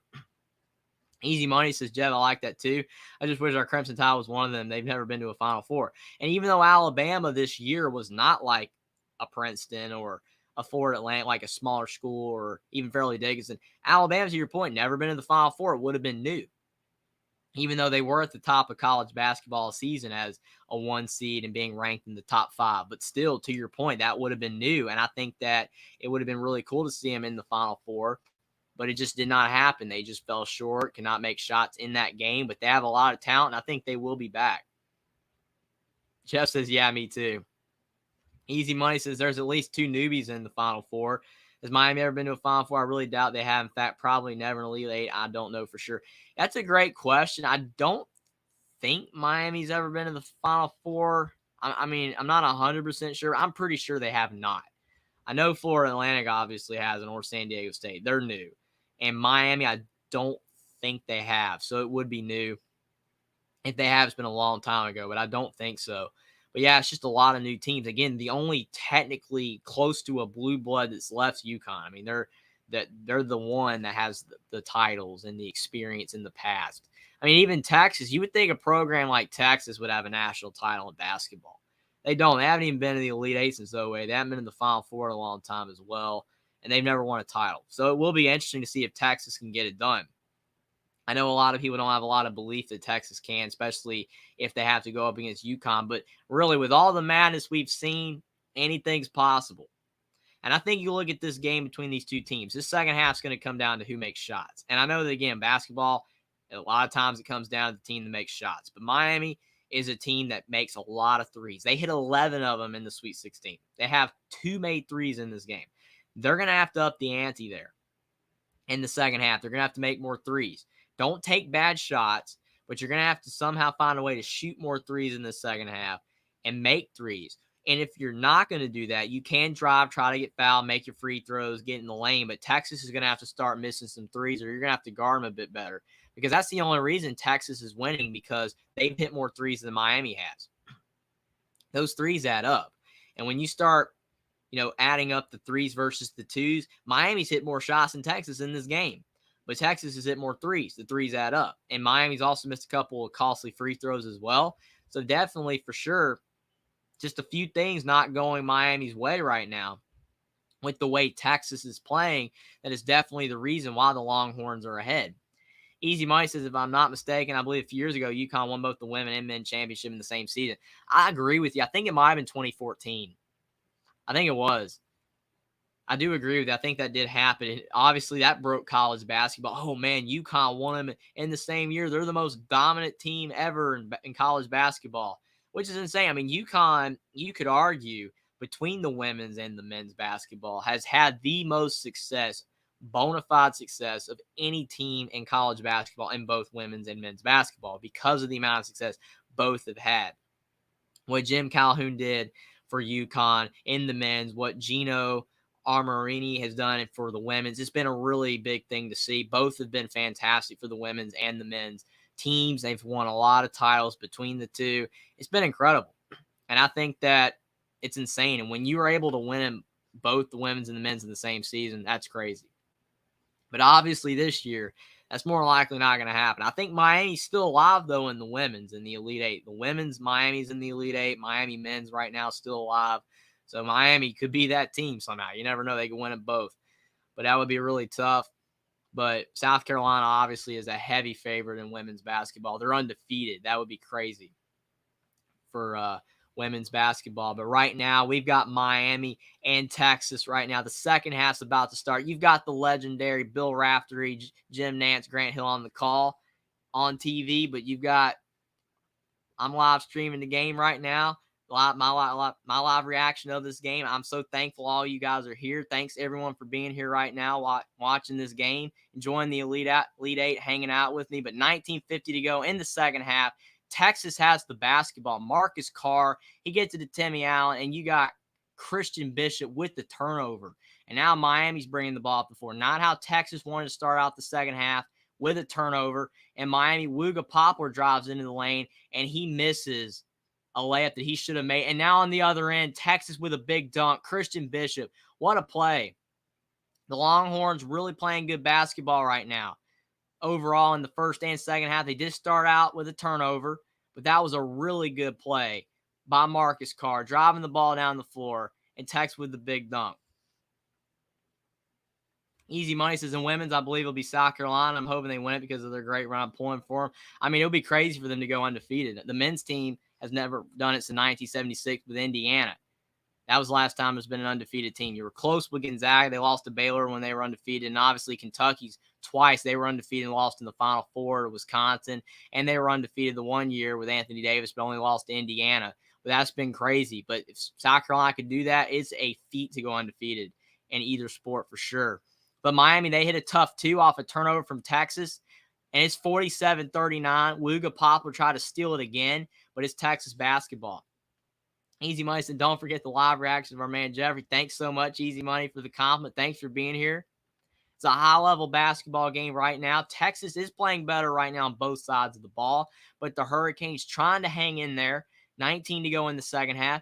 Dylan Mitchell's into the game for Texas. He's been banged up a lot throughout this season, but he's in the game for Texas. Has a lot of talent. Not averaging a lot of points this year, but Marcus Carr with the ball. I think Texas is really trying to be able to rebound well on Norchad Omier. Marcus Carr, he takes a step back 3, and Christian Bishop with the offensive rebound. He kicks it to Tyrese Hunter, and I think they call a foul on Miami down low. Miami cannot get a break right now. Easy Money says you're welcome. Again, thank you so much. But the refs going over to the monitor to look at something. Maybe there's a foul call down low. I don't know if they're reviewing it for a hook and hold. It might be on Norchad Omier. They have been looking at that a lot lately with a hook and hold. They might also be looking to see if the ball grazed the rim as well, and I think it did. So the shot clock should have restarted for sure. But Norchad Omier, he was hooking down low. I don't know if they're going to review that either. The hook and hold, when they instituted that call 3 or 4 years ago, they were really calling it, but now they're kind of just letting it go and not really calling it that much, which I can understand. It's a tough call to officiate, but I do think that you could make a case for that to be a hook and hold. But they are definitely reviewing right now with the ball. It did hit the rim, so it is Texas basketball because they did get the offensive rebound. But 18:44 to go in the second half. Texas with a 47-39 lead over Miami. Texas is playing really good basketball on both sides of the ball, especially in that first half. They hit 7 threes. That's a good recipe for success if the Longhorns want to go to the Final Four, if they keep hitting threes. Miami only hit 2, but I do think the ball did hit the rim. They're still reviewing it. Easy Money says they've been reviewing a lot this year. The refs have reviewed a lot. I mean, in a way, it's a good thing because, like some commentators say, you want to be able to get the call right. And that makes sense. You want to get the call right. You don't want to, leave it where you just go with the call that's on the floor and it's wrong, and then people see the review and then they're upset. But then when you do review these calls, it's frustrating because it slows the game down, makes the game take longer. But you do want to get it right. But Texas, they are getting the basketball because it did hit the rim. Timmy Allen, 2 inbound, gets the ball to Christian Bishop. And Bishop, he gets the ball stolen away by Norchad Omier. Nigel Pack running it down the floor, and Pack with an incredible layup. He goes up and under, takes on contact, and lays it in, 47-41, and Texas with the basketball. Tyrese Hunter driving into the lane, and he lays it in. The Iowa State transfer, he's had a pretty hard season for Texas. He's really struggled from the field, averaging 10 points per game. He did a lot better at Iowa State, but that was a really good layup there. Miami turns the basketball over. Marcus Carr down the lane. He lays it in, and that is when Texas is dangerous. You cannot let them get steals to run the floor. They are a dangerous team in transition, and Miami's now down 10. Texas, 51-41, 17:50 to go in the second half. And Miami, they had cut it to 6. But 20 seconds later, it's back up by 10 for Texas. Norchad Omier, he's driving into the lane. He gets the ball to Nigel Pack. Nigel Pack's going to have to work some magic in this second half for sure. Norchad Omier, he's trying to drive. And they call potentially, I think, a charge. It looked like it might have been a block. Norchad Omier was driving to his left. I think they might have called a charge. They did on Norchad Omier. He was driving in. Christian Bishop tries to go. I think that was a block. I think he was moving. You could say there was a little bit of an arm extension, but the refs do call a charge. So it's Texas basketball. The Longhorns starting to blow this lead open a bit, and that's not a good sign if you're a Miami fan. You don't want Texas to get ahead because they are a really talented offensive team. 51-41, back-to-back turnovers for the Hurricanes, 17-20 to go in the second. And Timmy Allen takes a tough two, and it's 53-41. The Longhorns now up 12, starting to run away a little bit. Easy Money said Miami isn't going away for sure. They're trying everything they can, but now Texas is starting to blow this lead open. And Jim Larrañaga, he does not like what he's seeing, and he calls a timeout. Probably a good timeout right there. Easy Money says, personally, I like the reviews get it right 100%. I mean, it's really tough because when you're a fan watching basketball, you like the high-flying action. So when it gets slowed down, it's tough. And for the players as well, they love when they're able to run the floor. They love being able to just continue to play when it gets stopped. Yes, they get a breather, which is good, but sometimes the reviews take a long time. But I do agree with you. At the end of the day, I do like the reviews because you want to get it right. It's just tough when it takes a while. Easy Money also says football plays laughing out loud. For sure, there's been a lot of football plays in these games. And you don't mind seeing as long as it's not over the top where it's too aggressive or too ridiculous of a hit. But as long as it's just two guys going for the basketball, you don't mind seeing it because of the fact this is March Madness. It's the Elite Eight. You're getting to these big games, and you want to do everything you possibly can to win. So you want to see the effort. But you definitely don't want to be seeing dirty basketball either. Jeff says Texas is rolling. You are 100% right. Right now, the Longhorns are starting to pull away. Their depth is starting to test Miami. And right now, the Hurricanes aren't making shots. And that's one thing they're going to have to do if they want to win this game. They did that against Houston, and they did that against Indiana. Both those games, they made shot after shot. They stayed in the lead. They held the lead. They extended the lead and won the game. But right now against Texas, Miami's not making shots. They've gone cold from the field. They're not hitting threes, more importantly. They're not hitting their threes. And Texas is making big shot after big shot. Easy Money says, yeah, Texas is pulling away. I thought Miami was about to scrap back in, but Texas said no, laughing out loud. For sure. I mean, you can really tell a team when they have a lot of mettle, they have a lot of fight and a lot of heart, when you see the other team start to come back. And that's when you make a run. I think that is a big key right there. I think you look at Texas, they were starting to allow Miami back in the game, and then they just put their foot on the gas. And like, we're going to win this one. We're going to go out here and do everything we can to win. Game's nowhere near over. Texas is going to have to keep up this high level of play if they want to win. But what they just did with this big run is huge, and it definitely shows Texas is going to have a really good shot to win this game if they can keep it up.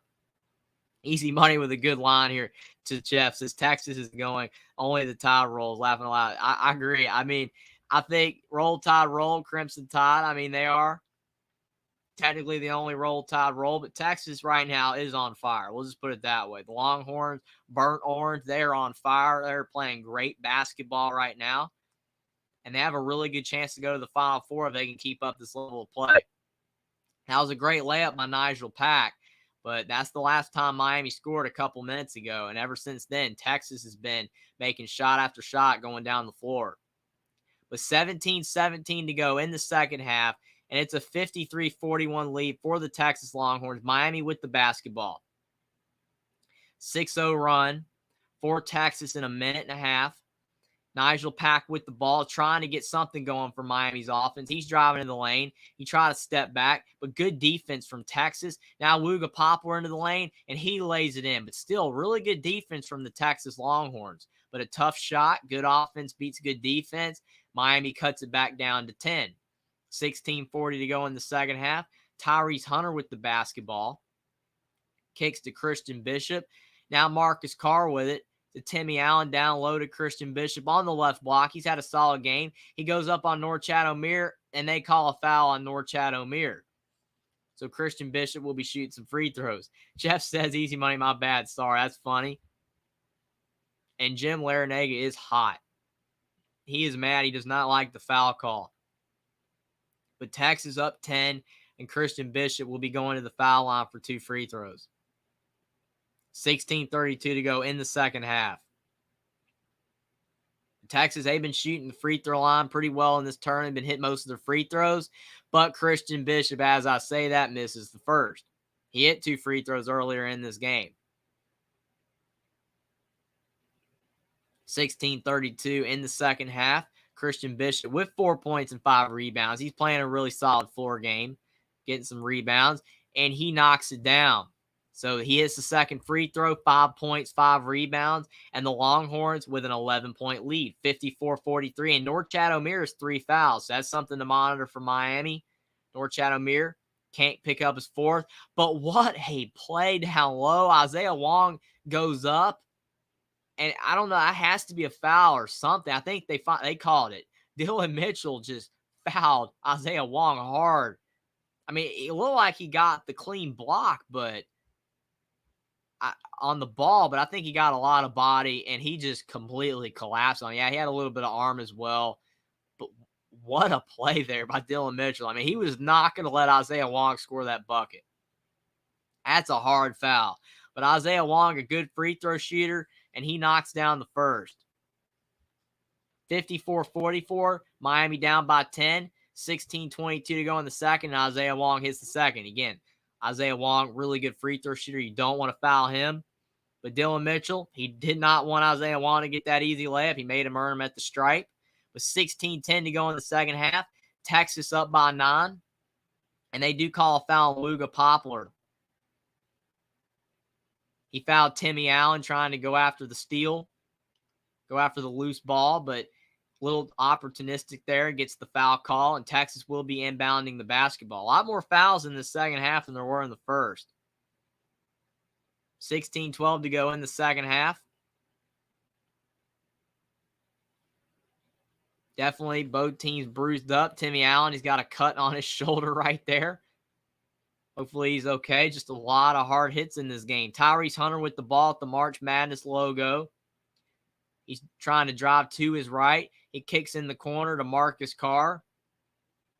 Both teams shooting well from the field in the second half. Christian Bishop for 2, and he knocks down the mid-range too. 56-45.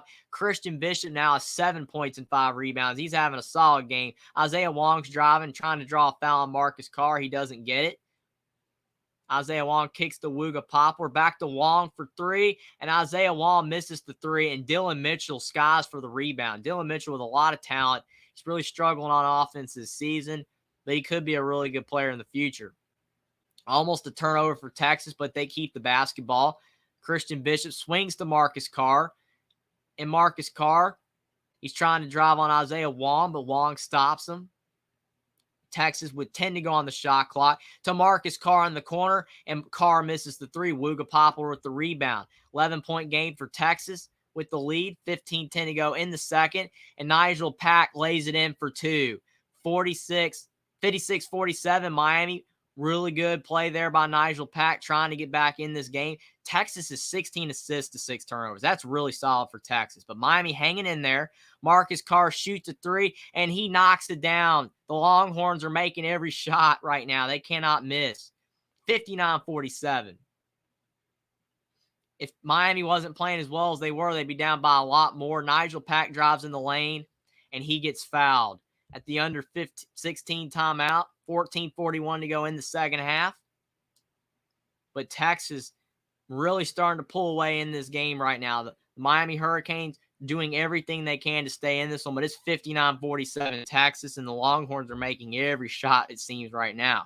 Easy Money says if Ohio State claims to own the word the Ohio State, then Bama certainly owns the word roll. We've been saying that forever. Roll, Tide, roll. Yeah, you can make that argument. The Ohio State roll, Tide, roll. I think a lot of teams have a lot of slogans that you could trademark as, their own. But still, I mean, with Alabama, the roll, Tide, roll makes more sense than the Ohio State. You can really say the in front of any university, but it is what it is.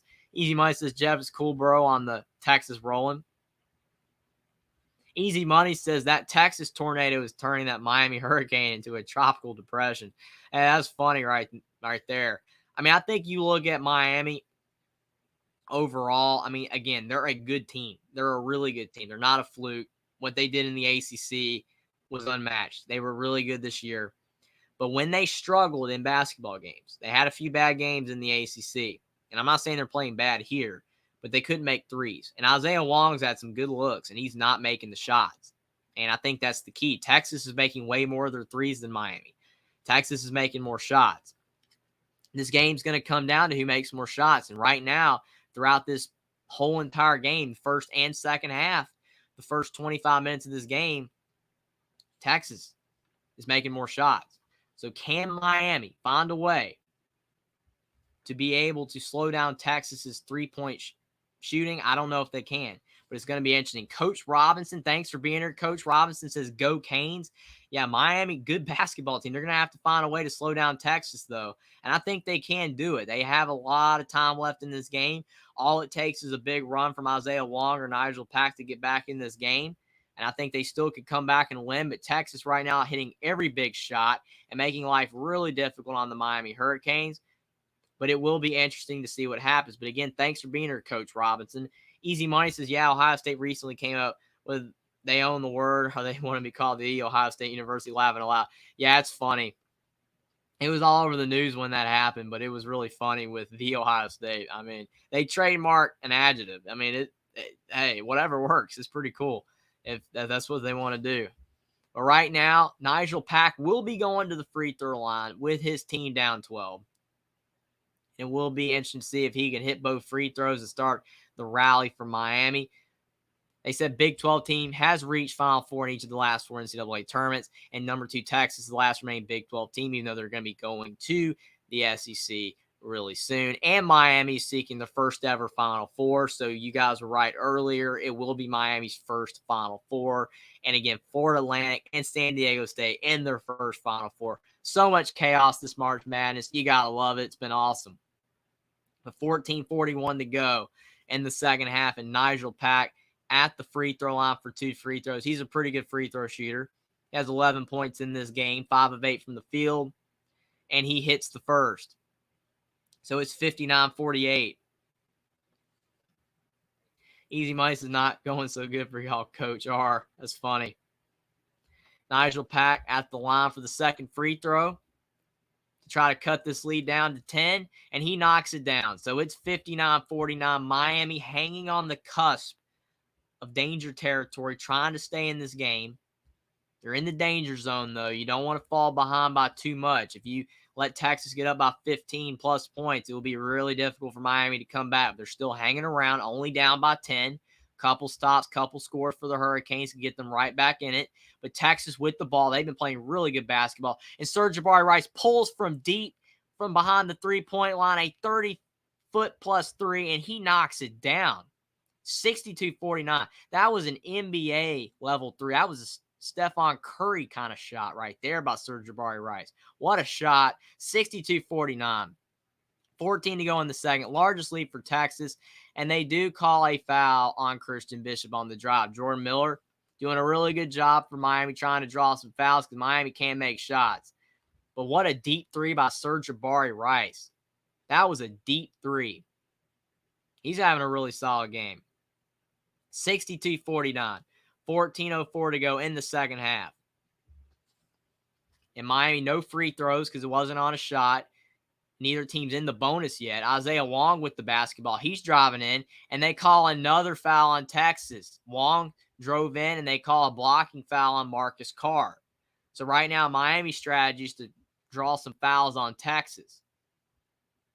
It's not a bad strategy. You're not making shots, though. But 14:02 to go in the second half. Isaiah Wong with the basketball. Wooga Poplar gets it in. And what a dunk to Jordan Miller. What a dunk. What a pass. Jordan Miller, he gets the ball and he dunks it in. That was a huge play for Miami. It's 62-51. 13:50 to go in the second half. That was a really good dunk for Miami. They needed that in the worst way. But if they can't stop Texas, it's not going to matter. I think Texas has hit their last 5 shot, it seems. And Sir'Jabari Rice thought about the three, almost turns it over. He's still thinking about taking the three. 5 seconds on the shot clock. Tyrese Hunter trying to drive on Nigel Pack. He goes up and he lays it in off the glass with 1 second on the shot clock. What a beautiful play. 64-51. Wong down the other way, and a missed lob by Miami. And it's Texas basketball. 13-point lead for the Longhorns. 13 to go in the second half. Marcus Carr with it now. He swings to Brock Cunningham. But Texas is 8 of 10 from the field in the second half. And Tyrese Hunter with a deep three. And he misses that one. And they do call a foul, I think, on Texas on the rebound attempt. Texas fouled Nigel Pack trying to go after the rebound. With 13:04 to go in the second half, and the Longhorns with a big 13-point lead. Miami needs to start making a run now. They're really on the cusp of falling apart in this game. They cannot get behind by more than 15 points against Texas. It'll be really tough for them to come back, even though they are a team that can get hot in a hurry. But Nigel Pack with the ball. He swings it to Harlan Beverly, who's into the game now. He's been really quiet so far in this one. Harlan Beverly's driving in. He goes up for two. But what a block by Dylan Mitchell, showing that athleticism. Brock Cunningham on the floor. Dylan Mitchell with it now. Gets it to Brock Cunningham. Both teams are fighting for the ball, and they call a tie. But I think Texas had that ball a lot more than Miami. Miami kept fighting, and they got the possession arrow. But Texas wanted that basketball. Texas was fighting really hard for that basketball. But it's 64-51. Miami with the possession arrow. That was a great block by Dylan Mitchell. It was still going up, and he blocks it. He skied for that one.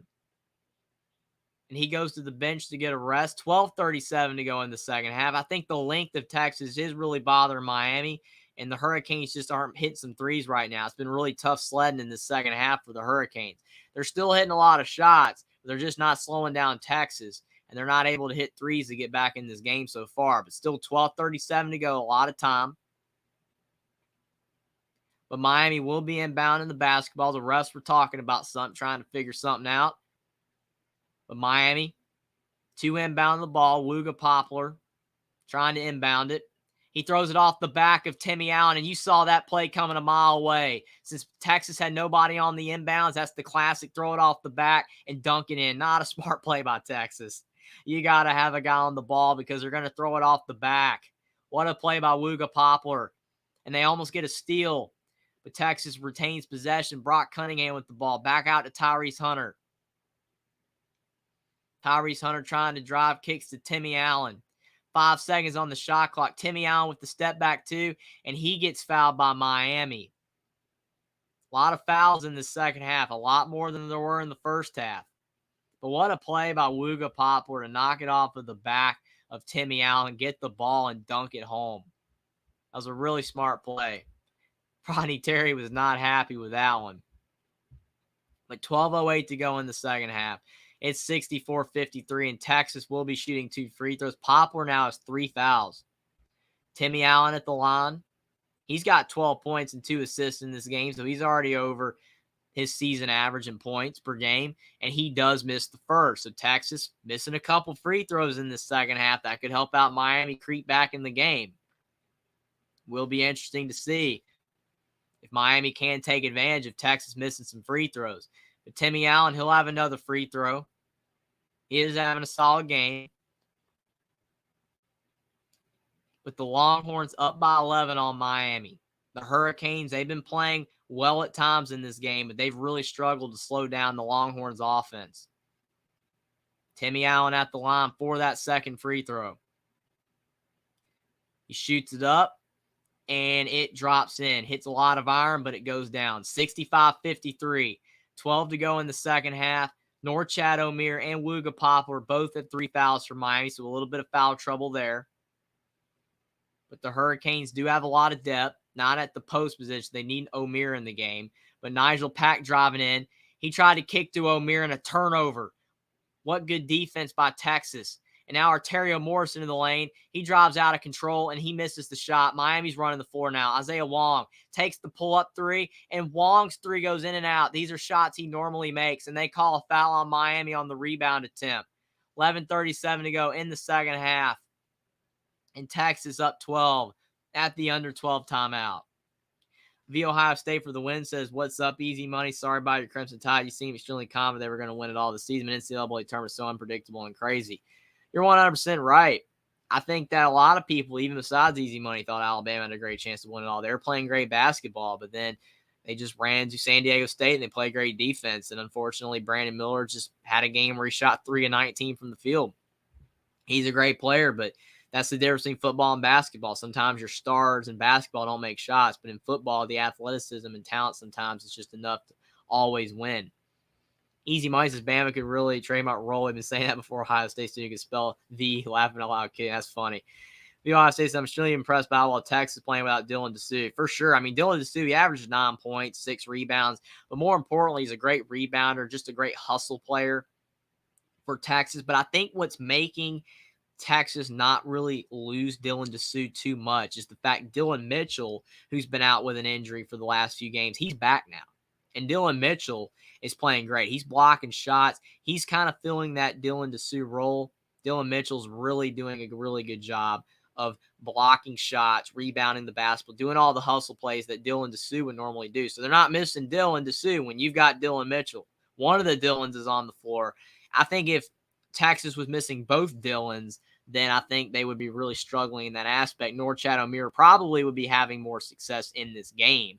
But since you have Dylan Mitchell back in the lineup and he's playing really good basketball, I think that's making a big difference for the Longhorns. I think that they still have enough depth in the post, whereas Miami just doesn't have a lot of depth in the post. Miami has to shoot their way to win.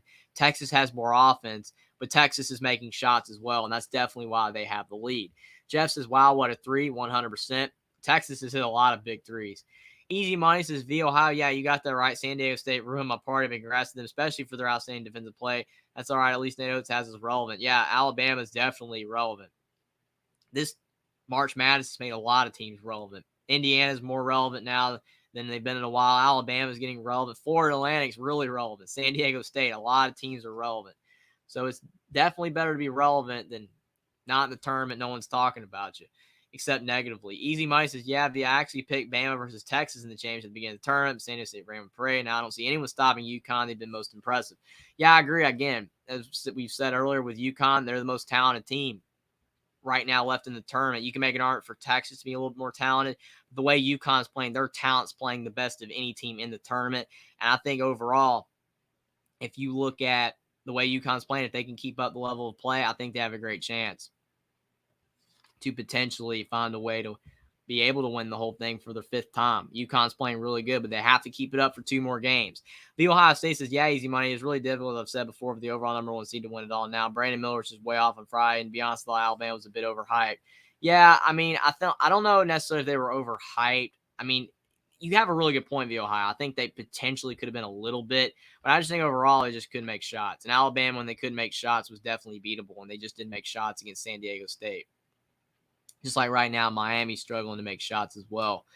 There's 11:37 to go in the second half, and Texas was going to be inbounding the basketball. But Tyrese Hunter, I think they called where was not able to run the floor like he did, and they give the ball back to Miami, so a turnover. But Texas just gets the ball right back. Sir'Jabari Smith to Tyrese Hunter, and now Texas turns it over again. Isaiah Wong with it. Both teams are now being sloppy. But Isaiah Wong with only 6 points. That's going to have to change for Miami if they want to win. Nigel Pack misses the layup. Sir'Jabari Smith with the rebound. Tyrese Hunter kicks to Rice. 11:10 to go in the second half. And Marcus Carr in the corner for 3, and he misses the shot. Timmy Allen saves it. Marcus Carr, he gets slammed by Norchad Omier. And that's the 4th foul on Omier. And now Marcus Carr's hurt. Hopefully Marcus Carr's okay. That'll be devastating for Texas. That was a big collision with Norchad Omier and Marcus Carr.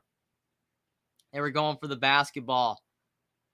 And I think Marcus Carr might have landed a little wrong on his leg. Hopefully he's okay. But that's just 2 guys going for the basketball right there. That's tough.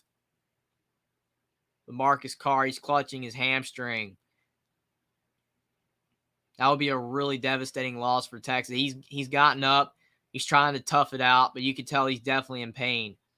But Miami now has 4 fouls on their main post player, Norchad Omier. He has 4 fouls. I know he wanted to get that basketball, but if you're Norchad Omier, you got to be more aware. You cannot pick up your 4th foul. And that was a big hit on Marcus Carr. He's trying to walk it off. He might be okay. 11:06 to go in the second half. Texas up 65-53. Now Marcus Carr's going to the bench. He was trying to stay in the game, but they bring him out. I think they're going to look at his leg. They're putting him on the bike. He might be okay. He could have just pulled it a little bit. Might have been a bit of a Charlie horse as well, something like that. But hopefully he's okay. But Texas with the ball, now without Marcus Carr, but still with a lot of talent. Carr has 15 points in this game. Brock Cunningham with the ball. They brought in Arterio Morris for Marcus Carr. Tyrese Hunter with 5 seconds on the shot clock. Tyrese Hunter kicks to Timmy Allen for 3, and it's short. And Miami with the ball, a shot clock violation. Rodney Terry's not happy right there.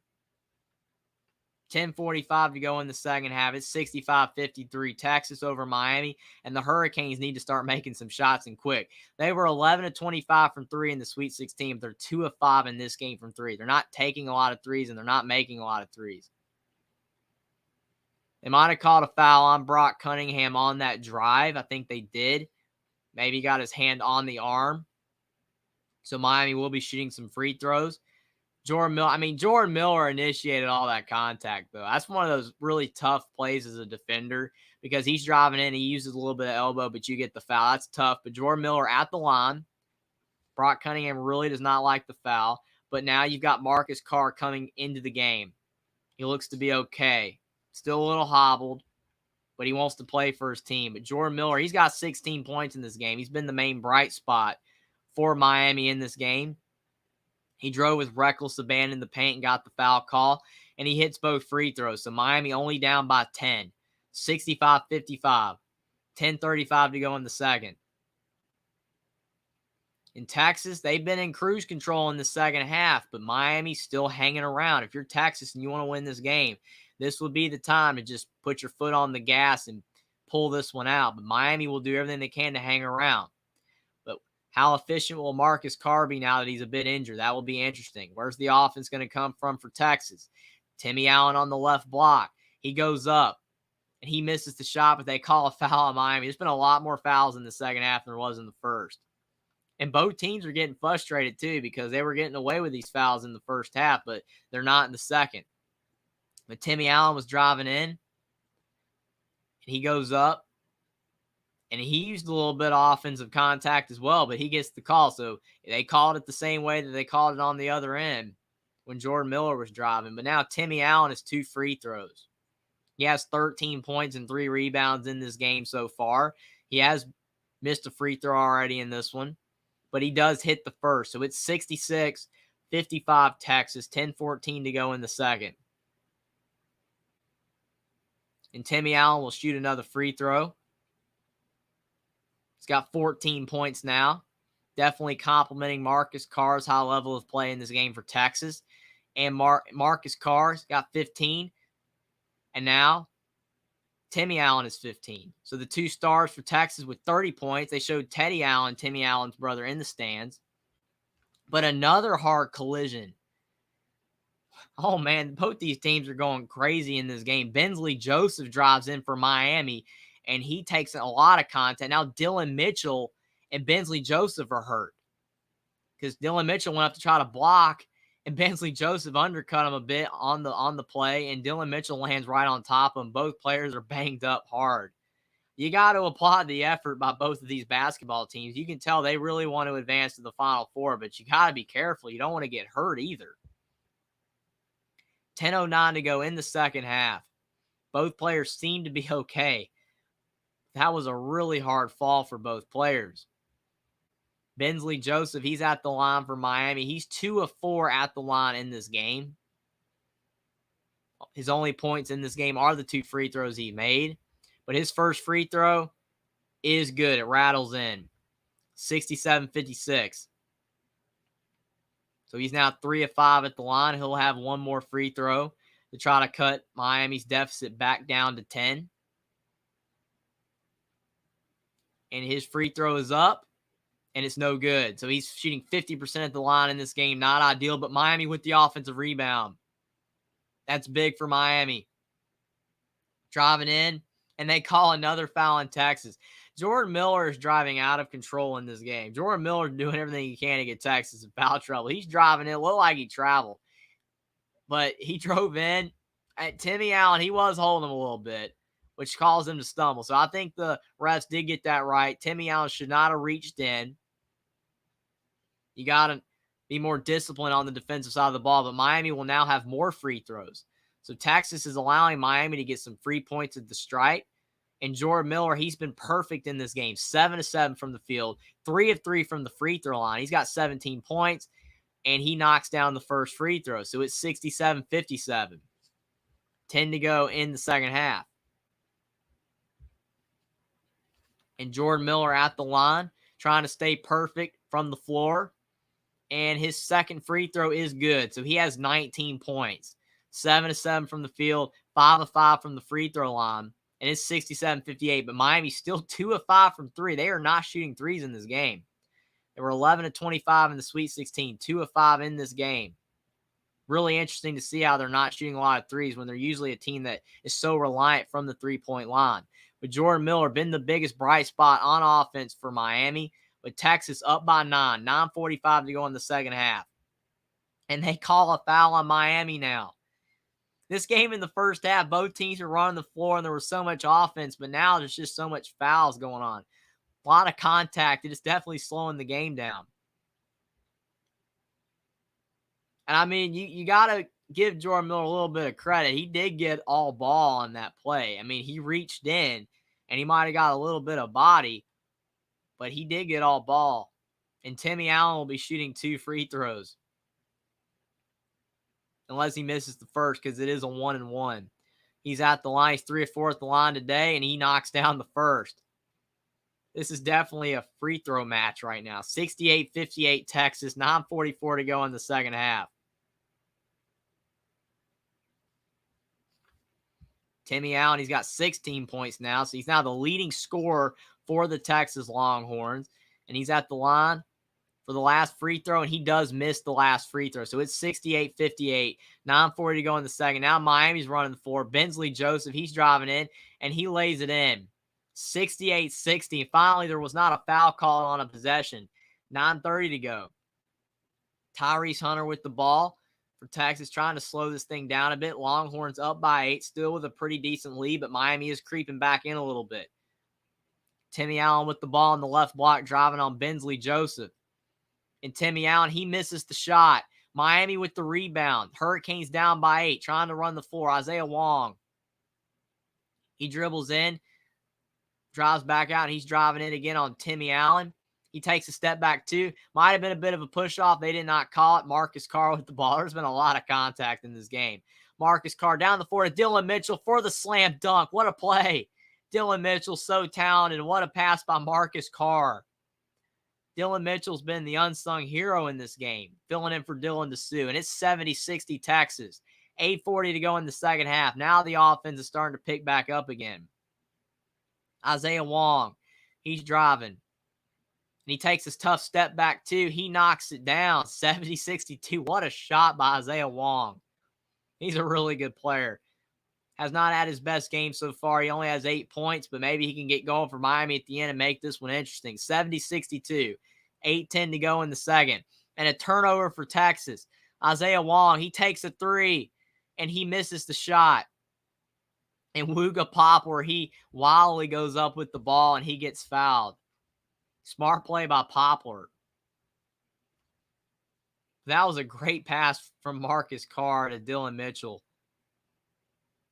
Heads up awareness to throw the ball down the floor and get the big dunk. That was fantastic. They're showing it several times. It was so good. But Miami's still creeping back in this game, though. It's 70-62. 8:09 to go in the second half. It's only an 8-point deficit, and Miami has 2 free throws now. Poplar's had a good game. He has 11 points, 5 rebounds, and 4 assists, and he hits the first. So it's 70-63. Miami only down by 7. It looked like they were potentially in the danger zone to potentially get blown out a bit. They were down by 13 at one point, but they've cut it to 7. Miami hanging around. They're a really good offensive team. They have the capability of getting back in this game. Poplar now with 12 points for the second free throw. 8:09 to go in the second half. And he knocks it down. It's 70-64. Miami only down by 6 now.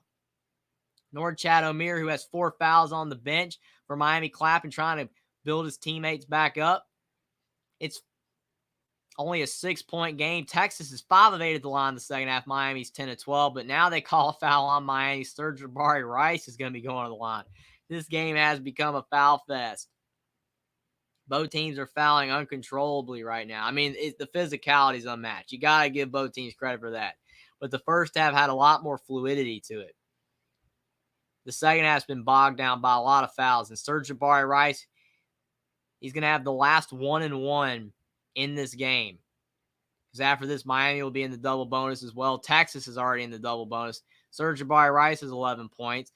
And he's at the line, and he makes the free throw. So it's 71-64. This game might come down to who makes more free throws at this point. Both teams shooting a lot of free throws. With Sir'Jabari Rice, he drains the first free throw to put Texas back up by 3 possessions. And now he's trying to extend the lead to 8, and Rice knocks down the second. So it's 72-64, 8:07 to go in the second. And Miami with an 8-point deficit, trying to hang around. It's been a high-level second half. I think Miami's definitely mixed things up a little bit, trying to hang in there. But you can definitely see at times Texas has been really close to blowing this thing open. But overall, if you're Miami, just stay in there, hang around. If you can keep it around 6 to 8 points and then make a big run late in the game, you have a really good chance to win. But Texas has been maintaining that steady lead. Miami's been cutting it a little bit, but Texas is doing everything they can to keep the lead. The rest we're talking about something, been a lot of that in this second half, trying to figure things out, but they finally give the ball to Miami. They're bringing up the floor. Texas has 100 bench points this tournament, most of any team. That's insane. They've had a lot of bench points, which is really good for a team. That's a team effort. Luka Poplar for 2 for Miami. He's heating up in the second half. Poplar and Miller for Miami have been hitting a lot of shots. 72-66. 7:40 to go in the second half. But Texas with 100 bench points, that's a lot of contribution from a lot of players. That's a good sign of a great team. That will definitely help out Texas if they can advance. Marcus Carr, he misses a 2, and Norchad Omier, who's back in the game with 4 fouls, he gets the rebound. 7:20 to go in the second. Nigel Pack trying to drive, but Texas cut him off. Now Norchad Omier the ball at the top of the key. He kicks to Isaiah Wong. Isaiah Wong trying to drive again. He keeps getting cut off, but he takes the tough step back too, and he knocks it down. 72-68. How did Isaiah Wong hit that shot? And now it's suddenly a 4-point game. Texas's 13-point lead is down to 4, and Rodney Terry uses a timeout. He does not like what he is seeing. Texas's lead is shrinking. Miami has a lot of offensive firepower, and they're finding themselves only down 4. Easy Money says, hey, V, who do you think will be in and win the championship? That's a really good question. Again, a lot of people picking UConn, but it will be interesting to see for sure. The Ohio State says Alabama was really good this season, but I thought SEC wasn't that great this season despite their pretty good success in the tournament. But Alabama overall had an incredible season. Yeah, it did seem like a lot of the SEC was a bit down. I think they were a really good conference this year, but Kentucky wasn't as good as normal. Tennessee had some struggles. Some of the other teams like Texas A&M and Missouri stepped up, but overall, I agree with you a bit there. I think it was a bit down, but Alabama had a lot of success. And the Ohio State says now I think UConn will win it all. Again, a lot of people picking UConn, and I can see it. The Ohio State says if Texas hold on, Texas will be UConn's toughest challenge, I think. That will be a great game. I mean, a lot of people will say if Texas can beat Miami, that Texas-UConn is whoever wins that game is going to be the title winner. Now, I don't think it's a complete given. You got to give props to San Diego State, Florida Atlantic. They're still really good teams in their own right. But I do see the argument for that because Texas and UConn are powerhouse teams. They have so much depth. Again, Texas with 100 bench points. UConn has a lot of bench points as well. Both of those teams are deep. Miami's a deep team as well. But I do think that the depth of both Texas and UConn and even Miami as well will be a problem for San Diego State or Florida Atlantic. It will be interesting to see for sure. The Ohio State for the win says, I think San Diego State will beat Florida Atlantic close when San Diego State's D will do just enough to win, but who knows with Florida Atlantic. I have Florida Atlantic losing the first round of Memphis' tournament.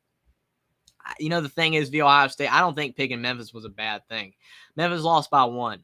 And in that game, Memphis should have won, but Memphis turned it over late, and Florida Atlantic scored with 2 seconds left. So kudos to Florida Atlantic. But sometimes you need a little madness to go your way, and Florida Atlantic found a way to win that one, and they deserve to be in the Final Four. But if Memphis had won, I could see Memphis in the Final Four. They were a great team, but they just turned it over at the end. Easy Money says, V, yeah, Brandon Miller's really been off the whole term. He did okay versus Maryland, but that's it. I wonder if his mind's on the game. He's had to have security been getting threats. I don't know. Yeah, it's been really tough for sure. He did play well against Maryland, but yeah, it was a really tough situation. Plus, he had some injury issues going on as well. I think that overall, it was just a really tough situation. The Ohio State says, yeah, I had a feeling mentally and emotionally with all that off the course that Brandon Miller just wouldn't play anywhere near his potential in the tournament. And yeah, he just did not have his best performances of the season in the tournament. Easy Money said, I agree. I think Texas is very good, but UConn, the way they're playing is just too much for anyone right now. I originally thought Texas would get to the championship game, and now I'm thinking UConn. Yeah, again, all it takes is one bad game, though. I can see Texas beating UConn. I can see even Miami doing it if UConn has a bad game. And it will be really interesting for sure. It should be a lot of fun. But a lot of people thought Texas had this game, but Miami's coming back. They're on a 13-5 run. 6:58 to go in the second half, and Texas up 72-68, but Miami's cutting into it. The Ohio State says, yeah, it's nice to see a Mountain West team finally really excel in the NCAA tournament. This is the first year Mountain West team has made it past the Sweet 16. Yeah, it's really cool, and the Mountain West is a great conference. It's kind of shocking to see they haven't had a team in the Elite Eight or the Final Four yet because they're such a good conference. But, again, better late than never.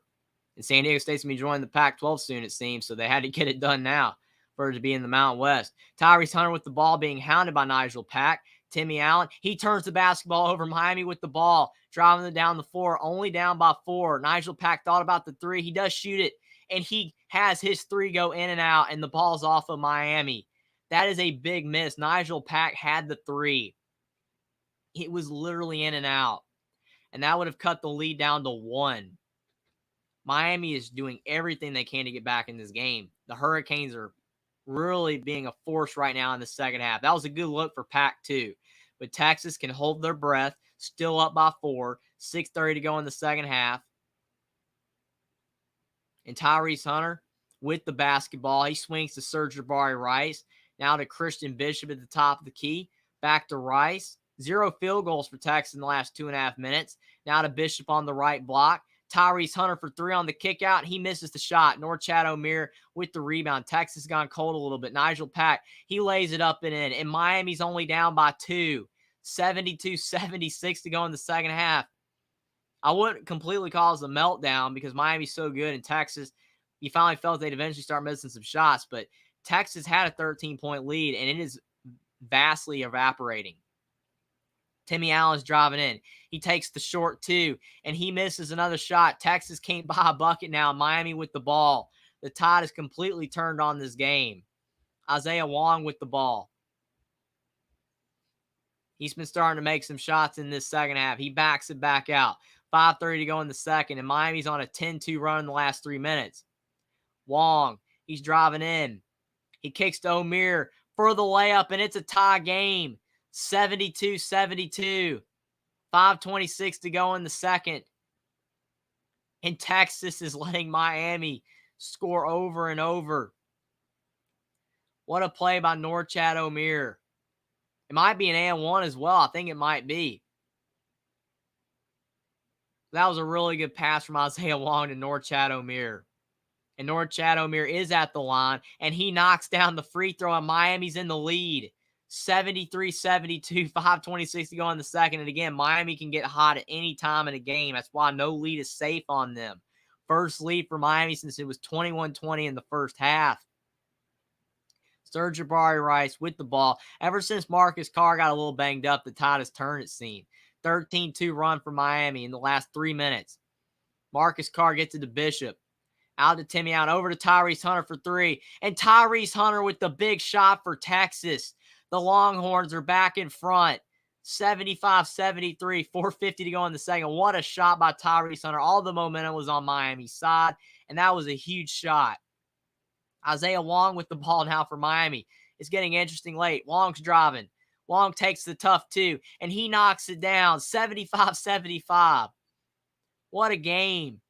Back and forth action. 4:30 to go in the second. Tyrese Hunter with the ball for the Longhorns. Swings it to Marcus Carr. Now it's in Sir'Jabari Rice's hands. He's driving in on the right side. He spins to the left, takes the tough 2, and he misses. Norchad Omier with the rebound. 4:20 to go in the second. Isaiah Wong with the ball. Bringing the ball up the floor slowly. What a second half. This game looks like it is going to go down to the wire. Wong He takes the step back three, it looked like, but he fakes it, swings it to Jordan Miller. It really looked like Wong was taking that three. Miller's driving in.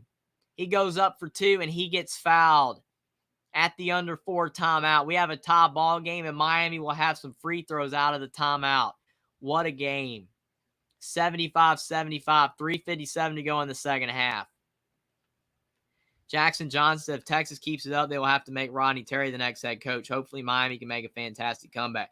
And since you've written that, Miami is making a fantastic comeback for sure. Tie game. But I do agree with you. Rodney Terry's done a great job. I think he has a great chance to get the head coaching job and probably should. Easy Mike says to Jackson's plenty of time. They better tighten up for sure. And I think you look at it. I mean, your comments were written a while ago, and Miami's come back since then. It's crazy.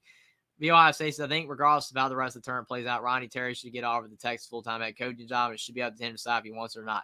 100% agree. What he's done is amazing. No one was expecting Texas to have this much success once Chris Beard was dismissed. I think overall, Texas has definitely been a surprise. They were able to keep the team together and still play at a high level. Easy Money says to V, yeah, I agree. It's good to see new blood in the Final Four. Congrats to Florida Atlantic. San Diego State's been awesome.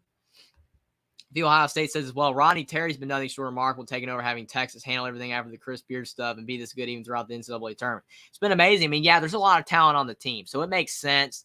But still, Rodney Terry's done a great job because the team could have collapsed. So I completely agree. Easy Money says, by the way, has Miami ever been in the Final Four? I doubt they've ever been in the Elite Eight. Again, we figured out early they've never been. And as the Ohio State said, Miami's never been in the Final Four, but Miami made the Elite Eight last season at 10 seed before losing to the 1 seed Kansas. And they were really good last year, but they brought in Nigel Patt, they brought in Norchad Omier, and they have more firepower than they had last season. I can see Miami going to the Final Four if they get this win. Easy Money says, thanks for the info. Jeff says he did travel. There's been a lot of travels in this game. So many travels, but like a lot of people said, they have not been calling them this tournament. The Ohio State says, I think Miller's Miami's only senior. I'm surprised about how young Miami is. 3 of Miami stars are only sophomores and Wong's the junior. Yeah, and they could all come back, and they probably will. Easy Money says, hey, V, is it okay to just call you V? Laugh while name's too long. V's good. That's funny. Easy Money says, V, Bama's a really young team as well. Yeah, when you're a young team in this day and age, as long as your players aren't going to the draft or they don't enter the transfer portal, it's really good. It's really good for the future. Bodes well. Easy Money says, we had Cornell. He's got a good experiment. Nobody else really serious had a little with Ohio U, I think, before transferring. The Ohio State says, yeah, Alabama should be pretty good next season. I agree. And he said, with all these transfer NIL stuff in college sports, it's really hard to predict who will be good in college basketball for future years. It is tough, but you can definitely tell the teams that will be good based on the transfer portal. As long as those transfers pan out, then you should have a lot of success as long as you have a good coach. Easy Money says, I hope so, but Brandon Miller, Cornell, and probably Clowney as well will go to the NBA. It's maybe on Clowney. I agree on Clowney. That will be the toss-up one. The Ohio State said, I looked up Serge-Jabari Rice's hometown. It's Houston, Texas. It'll be a great story for him to play in a Final Four at his hometown. It was awesome. All these connections for sure.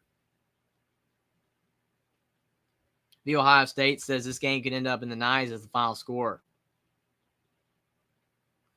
Easy Money said, we should have a good team, though, with Pringle, Bradley, Bediako, Gurley, a couple more pretty good players. They should do well under Nado's guidance. And I think Alabama will get a couple players in the transfer portal for sure. The Ohio State said this is turning into a classic. Jeff says collapsed by Texas for sure. And Jordan Miller's at the line, and he hits the first free throw. It's 76-75. 3:57 to go in the second. And Jordan Miller, he hits the second free throw, so Miami's now up by 2. Jackson's, come on, Canes, you can do it. Easy Money says, smoke break. Keep up the great play-by-play, Jerry. Thanks so much, Easy Money. Thanks for the compliment. But this game's going down the wire. 77-75.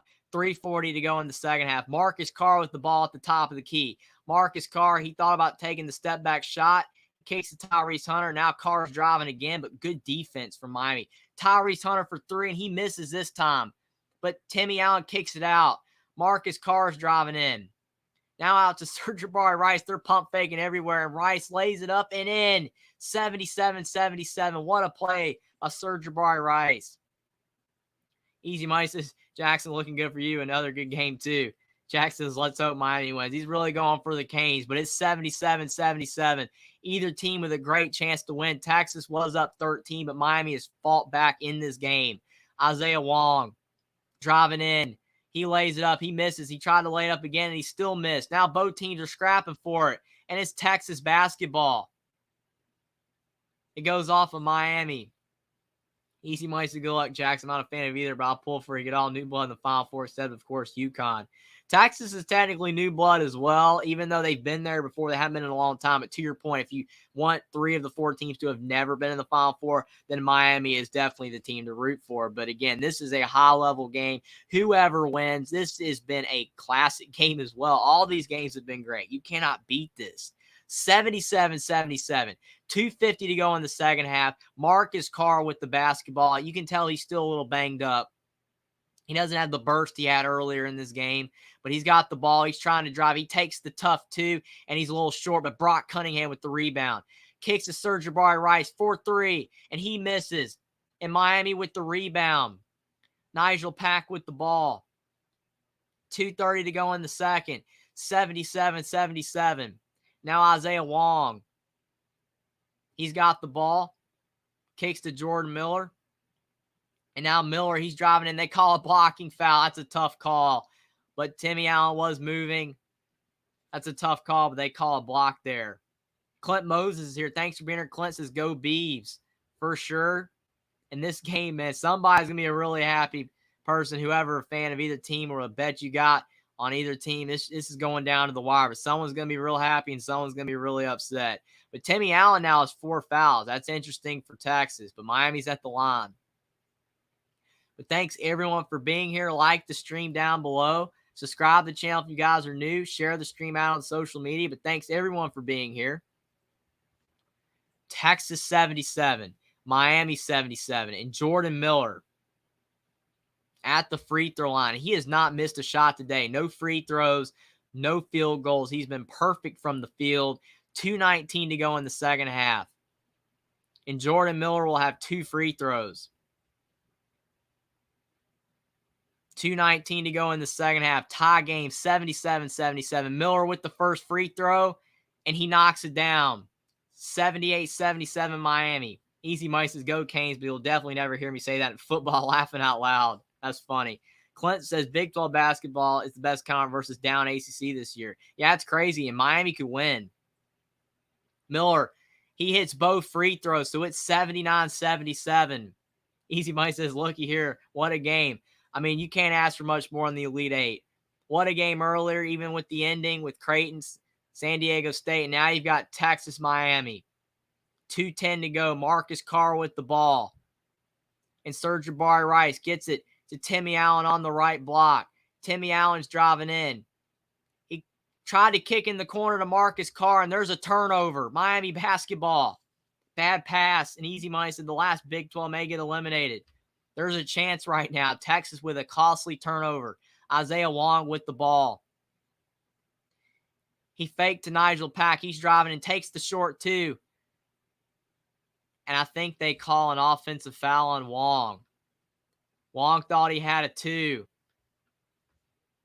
Wong thought he had a 2 and 1, but they call a push-off on Isaiah Wong. And there was enough, and Marcus Carr sold it well. And Texas now has the basketball. There definitely was a little bit of offensive contact by Isaiah Wong. But 1:46 to go in the second half. Texas down 2. Longhorns basketball. And the ball is in the hands of Tyrese Hunter. Hunter kicks in the corner to Sir'Jabari Rice to Brock Cunningham. Now into Marcus Carr's hands.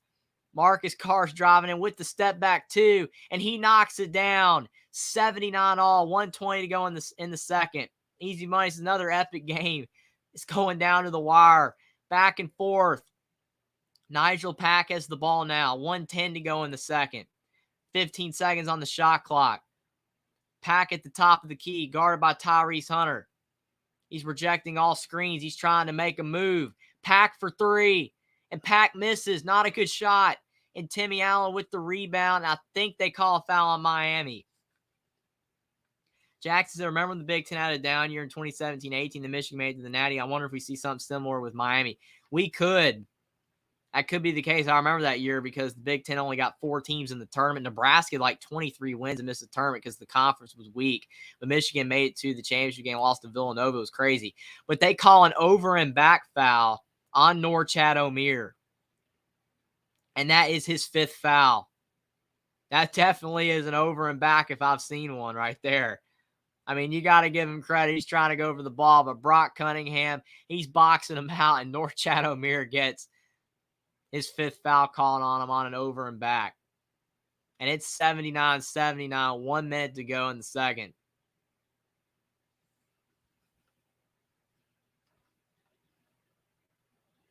Wait a minute, my bad. They actually called the foul on Brock Cunningham. Norchad Omier's at the line. I thought it was an over and back foul, and Norchad Omier was on the ground upset because he thought he fouled out. Well, that's insane. Norchad Omier's at the, I mean, I guess you could say Brock Cunningham was backing him up. So it was, I guess you could say, a foul on him, but it looked like Omier was just over and back. I don't know. That call could have gone either way. But now Norchad Omier hits both free throws, and Jack says, yay, Miami is the lead. I don't know. That call is a bit questionable. It could have gone either way. But this tournament, there's been a lot of questionable calls, a lot of madness. It's insane. Marcus Carr with the ball. He's trying to drive. And he thought he got fouled with Miami, but they didn't call it. And now Miami's in really good shape. 40 seconds left. Miami trying to drive, and they call a foul on Texas. Isaiah Wong's going to the line. Man, I don't know, man. Texas has got to be really upset right now. That's really tough. I mean, Norchad Omier did get all ball there. You got to give him credit there. That was a really good play by Norchad Omier. But Marcus Carr, he tried to sell it. Easy money, I'll say no more. I'm seeing on cable, no way. Yeah, I'm way behind. I'm always way behind you guys, for sure. But 83 seconds, 83% free throw shooter from Isaiah Wong, 34 seconds left in this game. And right now, Miami has a really good chance to win. Wong's at the line, and he hits the first. It's 82-79, 34 seconds left. And it looks like potentially the Hurricanes could be going to the Final Four to play UConn. What a win. There's been a lot of calls in this game that have been questionable for both teams. A lot of high-flying action. There's been a lot of fouls. But Miami now up by 4, 83-79, 30 seconds left in the second half. And Brock Cunningham's driving for the Longhorns. He does a floater. He misses the shot, and Miami has the ball. Jordan Miller with the ball, and another foul on Texas. And it looks more and more like the Hurricanes will be going to the Final Four. 3 new teams to make the Final Four. That's insane. UConn, the only team that's been there before, and you're going to have Florida Atlantic, San Diego State, and now it's looking like Miami will be the 3rd team that's never been to the Final Four in the Final Four. This is crazy. There's been a lot of foul calls in this game. Both teams playing very physical basketball, but Miami's hit a lot of free throws down the stretch, taking advantage of that foul line, getting fouls. And it looks like the Hurricane are going to win this game. There's 23 seconds left. There's still time for Texas, but this is crazy. Jackson says, how funny and awesome would it be if we have a national title, Florida Atlantic versus Miami? That would be insane. The 2 Florida schools would be crazy. Jordan Miller at the line. He's got 23 points, and he hits the first. He still hasn't missed a shot or a free throw. 84-79. Jackson, well, it's official. The Final Four, San Diego State versus Florida Atlantic and UConn versus Miami. What a fantastic Final Four. And Timmy Allen fouls out. It's not over yet, but it's about that way. Easy Money says Jackson's feasible the way this term is going. It's 85-79, 23 seconds left in the game. Tyrese Hunter, he's driving into the lane, and he hits a layup. It's 85-81, 17 seconds left, and there's a timeout. Jackson says CBS and the NCAA are unhappy about this, but the fans are super excited about this Final Four. Well, I mean, for sure they'd rather have the Blue Bloods, but people are still going to watch these teams. I mean, it might not be the Blue Bloods, but it's still the Final Four, and these are still great games. People will watch, but I agree with you, Jackson. They would prefer to have the Blue Bloods, but and Easy Money says the same thing. Jackson, yeah, I'm sure they'd rather have the Blue Bloods. For sure, but I mean, these games are still huge. You're going to watch. It's still the Final Four, Florida Atlantic, San Diego State, UConn, and it's looking like Miami, 100%. But they're still big games. They might not be Kentucky, Kansas, Duke, Carolina, Indiana, UCLA, Villanova, Michigan State. It might not be those teams, but you still got some great matchups, new teams that have never been there before. And I think that a lot of people will still want to tune in and watch in person. It still should be a lot of fun. But this game still technically isn't out of the woods yet. Even though it's looking for sure like Miami's going to win, there's still time for Texas. And they're showing when Jim Larrañaga was at George Mason back in 2006 and he led them to the Final Four. And now it's looking like he's going to lead Miami to the Final Four. 17 seconds left in this game. Texas needs a steal or some missed free throws for Miami to have a shot. Miami inbounds the ball. And Jordan Miller, who has not missed anything, will he finally miss and give Texas a chance, or will he still be perfect from the line in the field? Jackson's easy money so true. Easy money I'm absolutely going to watch. For sure, you can miss it. Easy money I sure wish my Crimson Tide was in the mix, though. And that's the other thing. Even when your team's out, you still get to watch these other games. It's still awesome. But to your point, easy money, it would be a lot greater if you had your team in it, for your benefit and a lot of people's benefit, like Alabama, but still. It's still just great to be able to watch these games. Basketball is awesome. But Jordan Miller, 11 of 11 at the line. And now he's 12 for 12. He's not missing free throws. I mean, Jordan Miller's the unsung hero in this game. He has not missed a shot. 7 of 7 from the field. 12 of 12 at the line. 16 seconds left in the game. And Jordan Miller's at the line for another free throw. And he hits the second. He's still perfect. 87-81. 16 seconds left in the game. Texas needs points, and they need it quick. Tyrese Hunter kicks to Brock Cunningham. He shoots the three. He misses the shot. Miami with the rebound, and there's not much time. Might not even be worth fouling. Texas will foul, but there's 4 seconds. And Miami's going to win. Jackson, with the exception of UConn, everyone in the Final Four is playing the first ever Final Four in school history. It's crazy. Jackson, I wish Bama had won on Friday as well. Well, I mean, it stinks definitely, but you wouldn't have had San Diego State, which is even crazier. But still, Alabama hasn't been in the Final Four either. If they were in the other bracket, then you'd have Alabama and then Miami, Florida Atlantic, San Diego State. That would have been crazy.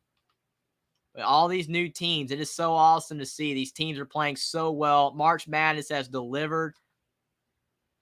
It's crazy. Easy Money says, Jack, thanks, and good luck getting to the championship and winning. Buckeye says, he goes, yes, winner, winner, chicken dinner, baby. Angelo says, thanks for being here, Angelo. Says, what a game. This has been a great game. But Miami, they played great basketball down the stretch. They were down by 13 against Texas. Just like Gonzaga was to UCLA. But they came back. Wooga Pop, where he split the free throws. It's 88-81. And Marcus Carr, he shoots a three and misses. 88-81 final. And the Miami Hurricanes are in the Final Four for the first time. Jim Larrañaga. He took George Mason to the Final Four. Now he's taking Miami to the Final Four. What a win for the Miami Hurricanes. 88-81. Texas goes down. And we have 3 teams that have never been to the Final Four before in the Final Four. What March Madness this year has been. The Ohio State's, what a comeback by Miami.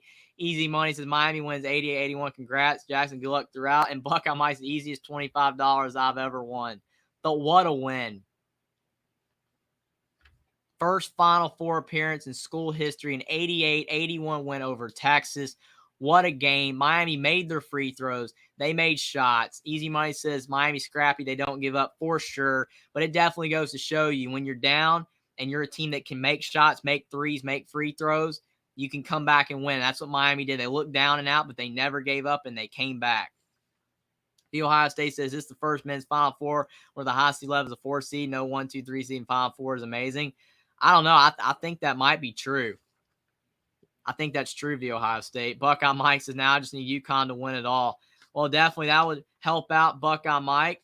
He's having a lot of success today. It's been a crazy March Madness. What a Elite Eight. And we still got the Final Four in the national championship game to come before we move on to next season.